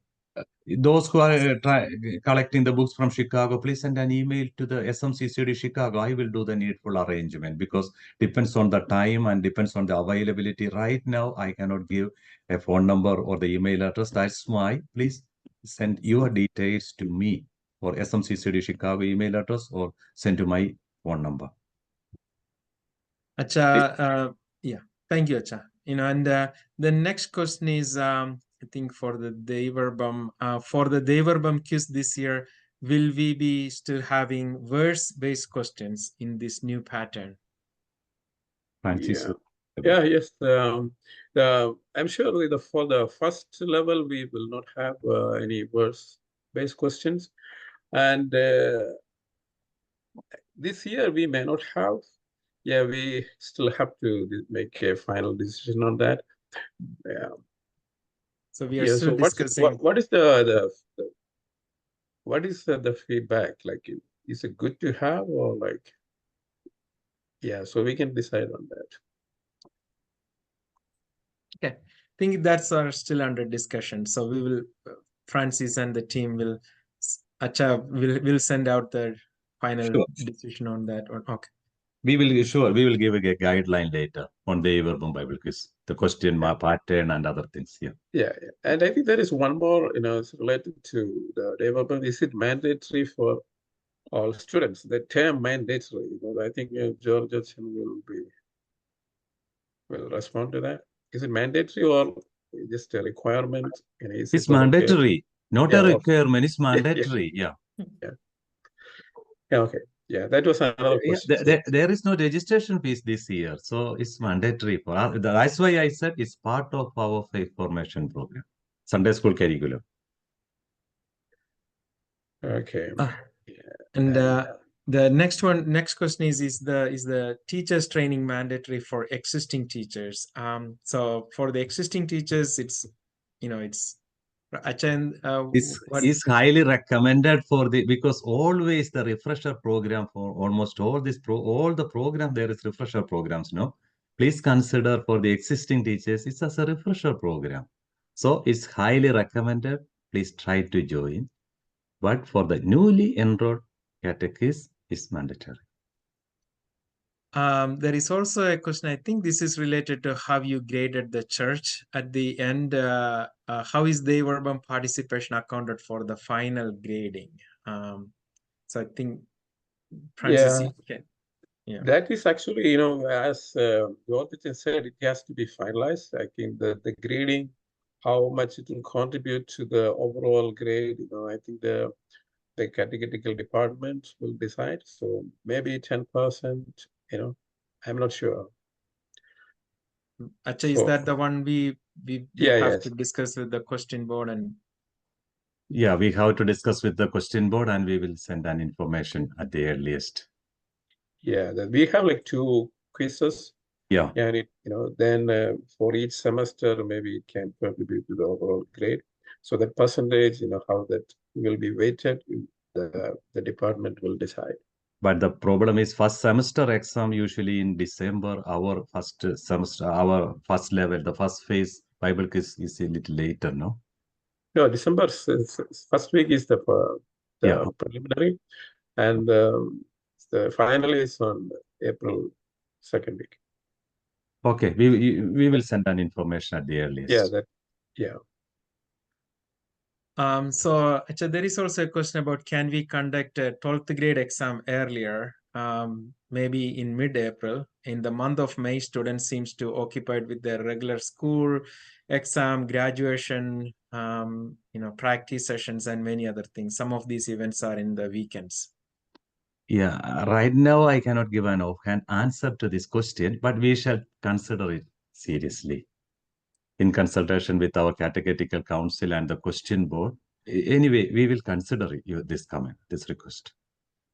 I think someone asked for George H.'s email. I will post it.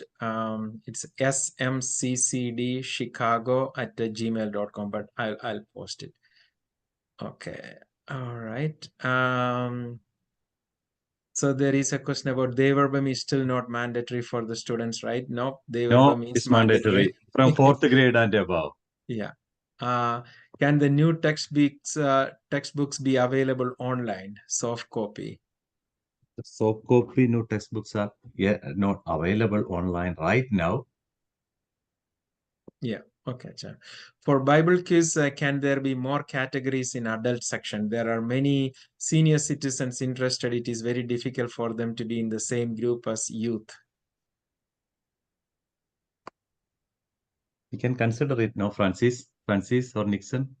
Sure, we can consider it. The seniors, super seniors, adults. Yeah, we have received some, feedback. It is difficult for older people. Yeah. If the question is difficult, then I don't know if it is with the technology side of it, then they can always use the help of people to help with that. Questions are the same translated in Malayalam on the adult level.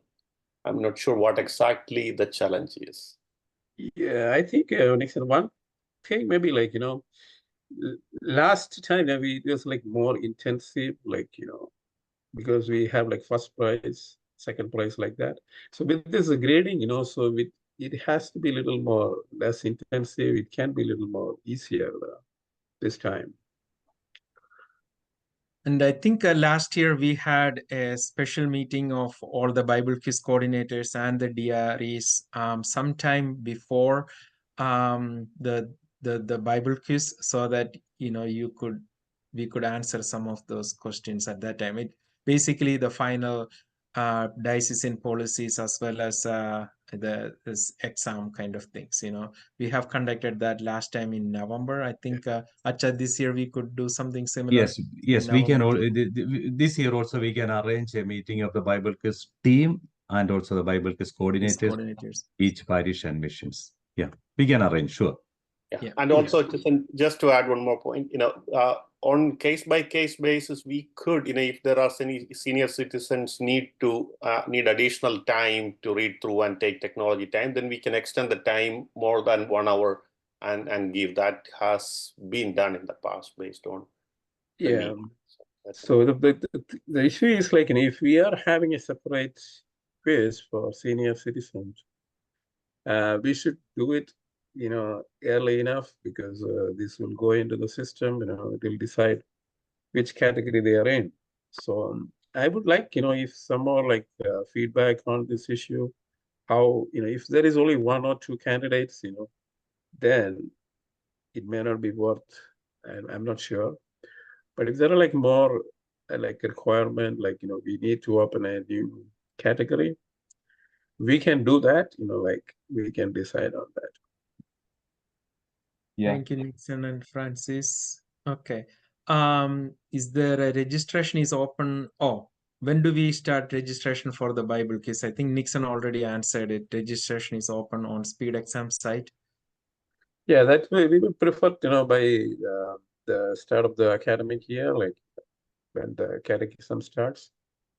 Okay. Yeah. Acha, this question is for you. Is there a fee collected for the virtuous safe environment training? If yes, what is the purpose of collecting this fee? Yeah, actually, for the safe environment, the diocese the catechetical department is not collecting any fees. The fees is collecting collecting at the diocesan level for the safe environment department. Actually, almost $50,000 to $60,000 the diocese is paying for the safe environment, the fees and other things. Almost all our safe environment persons are doing the voluntary service in our diocese, but at the same time, we have to pay a big amount to the USCCB and also the so-called, I don't know to whom we are paying.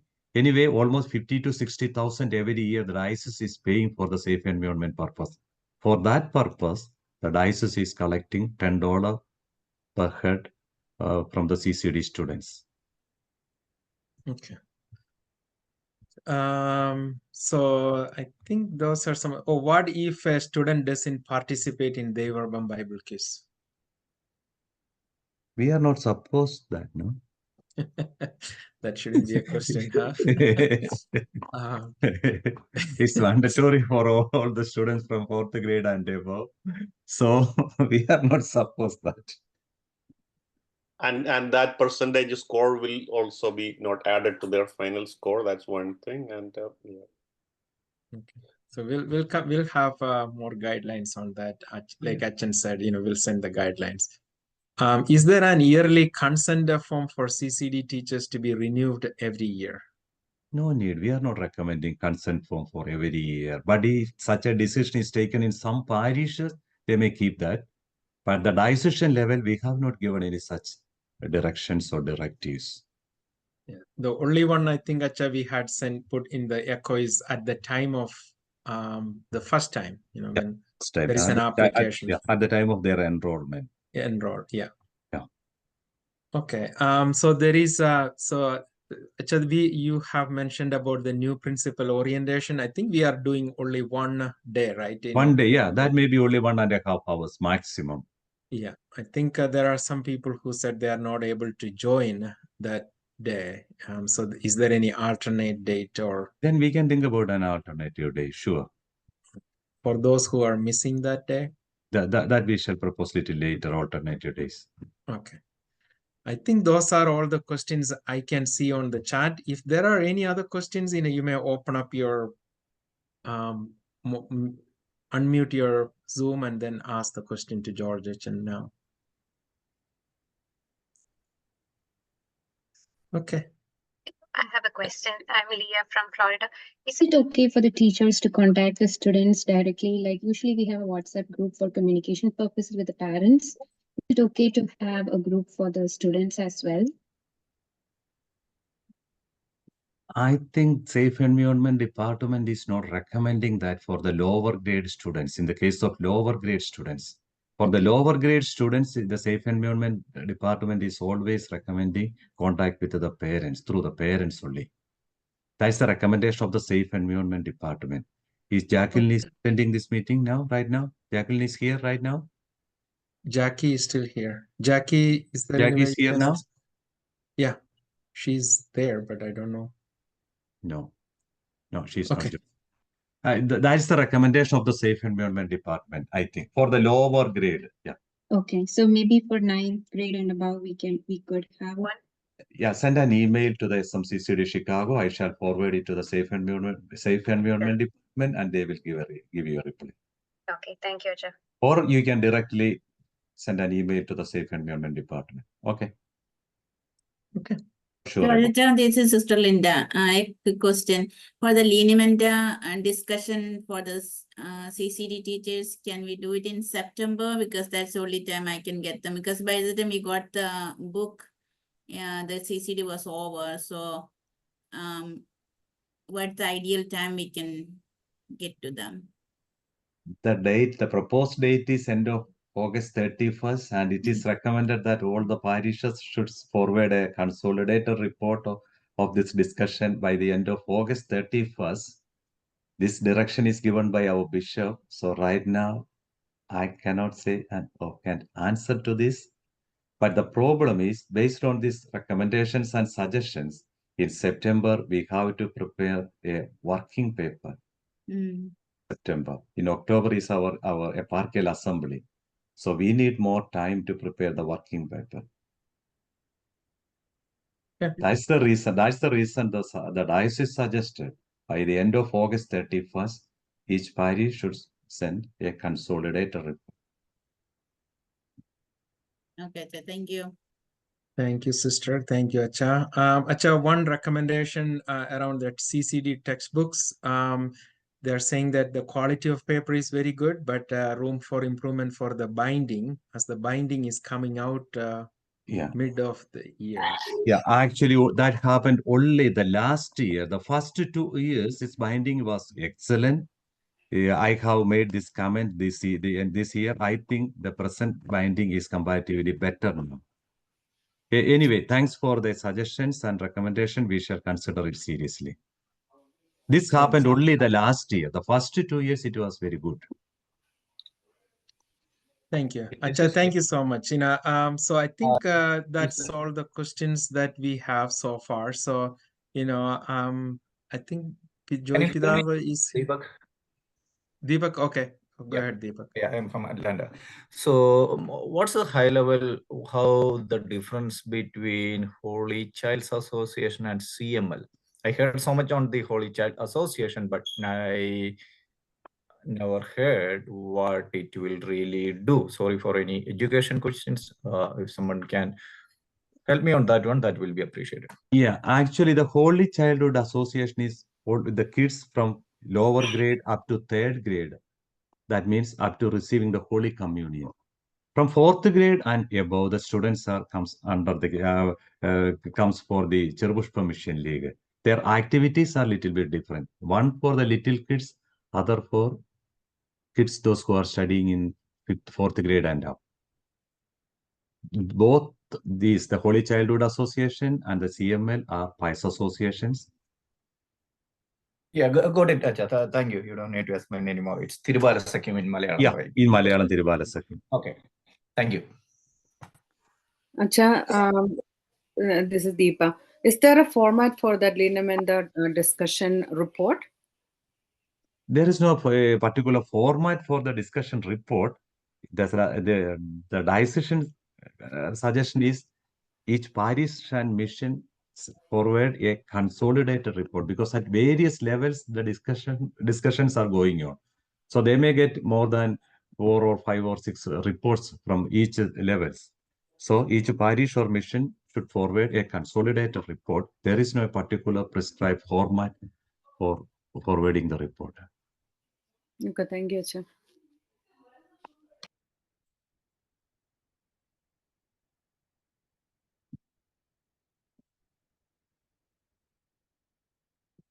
All right, I think that's all the questions that we have. So now I invite, is Joy Pidava still with us? If you have any further questions, please send an email to our SMCCD Chicago. Your questions and suggestions are always welcome. I think George Pidava just Joy left Pidava the is room, already exited. Joy Pidava exited? Yeah. Okay. I think closing prayer for Jimmy. Before that, vote of thanks. Yeah, vote of thanks for Jimmy James Hutchin, who is our assistant director. Yeah, good afternoon, everybody. Am I audible to you all? Yes. Yes. Yeah. Abhyondya Pidave, Pribhahanapata Georgia, the members of the Eparchical Curia, Reverend Father Joel Pius, Reverend Fathers and Sisters, Mr. Thyssen, the Secretary, other members of the Eparchical Catechetical Department, dedicated DREs from all our parishes and missions, and all the volunteers who support our faith formation efforts. It is with profound gratitude that I am before you today to express our heartfelt thanks. Your presence and active participation in this annual Eparchical Catechetical meeting have been both uplifting and inspiring. Being a catechism teacher, especially a DRE, is a noble volunteering service with a responsible position. This is a process of handing over the Catholic faith and church traditions to the next generation of our people. We are directly influencing the belief system of a community. We have the power to influence their future positively or negatively. Therefore, it should be done with utmost care and accountability. I appreciate you all for volunteering to be part of our bishop and the diocesan team to impart faith and tradition to our younger generation. Bishop Maljoy-Alapat, your Abhyante Pidave, your leadership and guidance have been a cornerstone of our catechetical endeavors. Your vision for our diocese continue to inspire us to strive for excellence in our mission. We are truly blessed to have your support and direction. Thank you, Pidave, for your dedicated efforts, support, and encouragement, and for leading us through your simple way of life. We also gratefully remember Madhyaka Pangadiath, who paved the foundation for our diocesan level catechism department and imparting your faith effectively through our parishes and missions. Dear Joldacha, your expertise and dedication in the field of catechesis are invaluable. Your dedication and leadership ability are admirable. The way you communicate compels us to do things on time. Your contributions have greatly enriched our programs and have set a high standard for us all. Thank you, Acha, for your dedicated service and convincing way of communication. I would like to thank the Eparchical Curia members for their readiness to support the catechetical department of our eparchy at any point in time with all the priorities. To Reverend Father Joel Pice, the Reverend Fathers and Sisters, your spiritual support and unwavering commitment to our faith community are deeply appreciated. Your prayers and guidance provide the foundation upon which we build our catechetical efforts. Mr. Thyssen, the Secretary, your role in our activities has been crucial. Your dedication and support have significantly advanced our initiatives, and we are grateful for your involvement. Your promptness, dedication, and hard work are appreciated.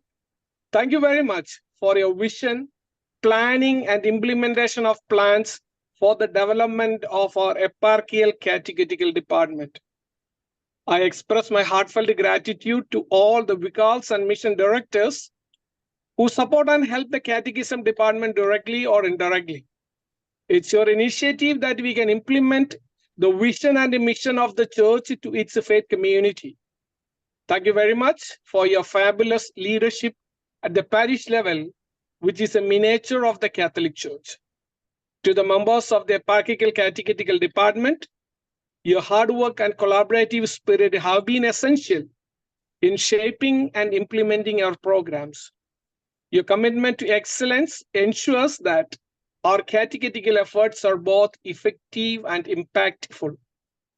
To the DREs from all our parishes and missions, you are the responsible person from every parish who directly executes the diocesan plans and evaluate its effectiveness. Your tireless work and enthusiasm in nurturing our catechetical programs are commendable. Your dedication is evident in the growth and vitality of our faith communities. Thank you very much and wish you all the best for a wonderful academic year ahead. A heartfelt thanks to all the volunteers who assist in various areas of faith formation like question board, website maintenance, textbook preparation, Didache team, Dei Verbum team, safe environment, CML, HCA, etc. Your selfless service and dedication are the bedrock of our programs. Without your support, our mission would not be as robust and far-reaching. As we reflect on the discussions and insights gained from this meeting, let us carry forward the spirit of collaboration and dedication that has been so evident today.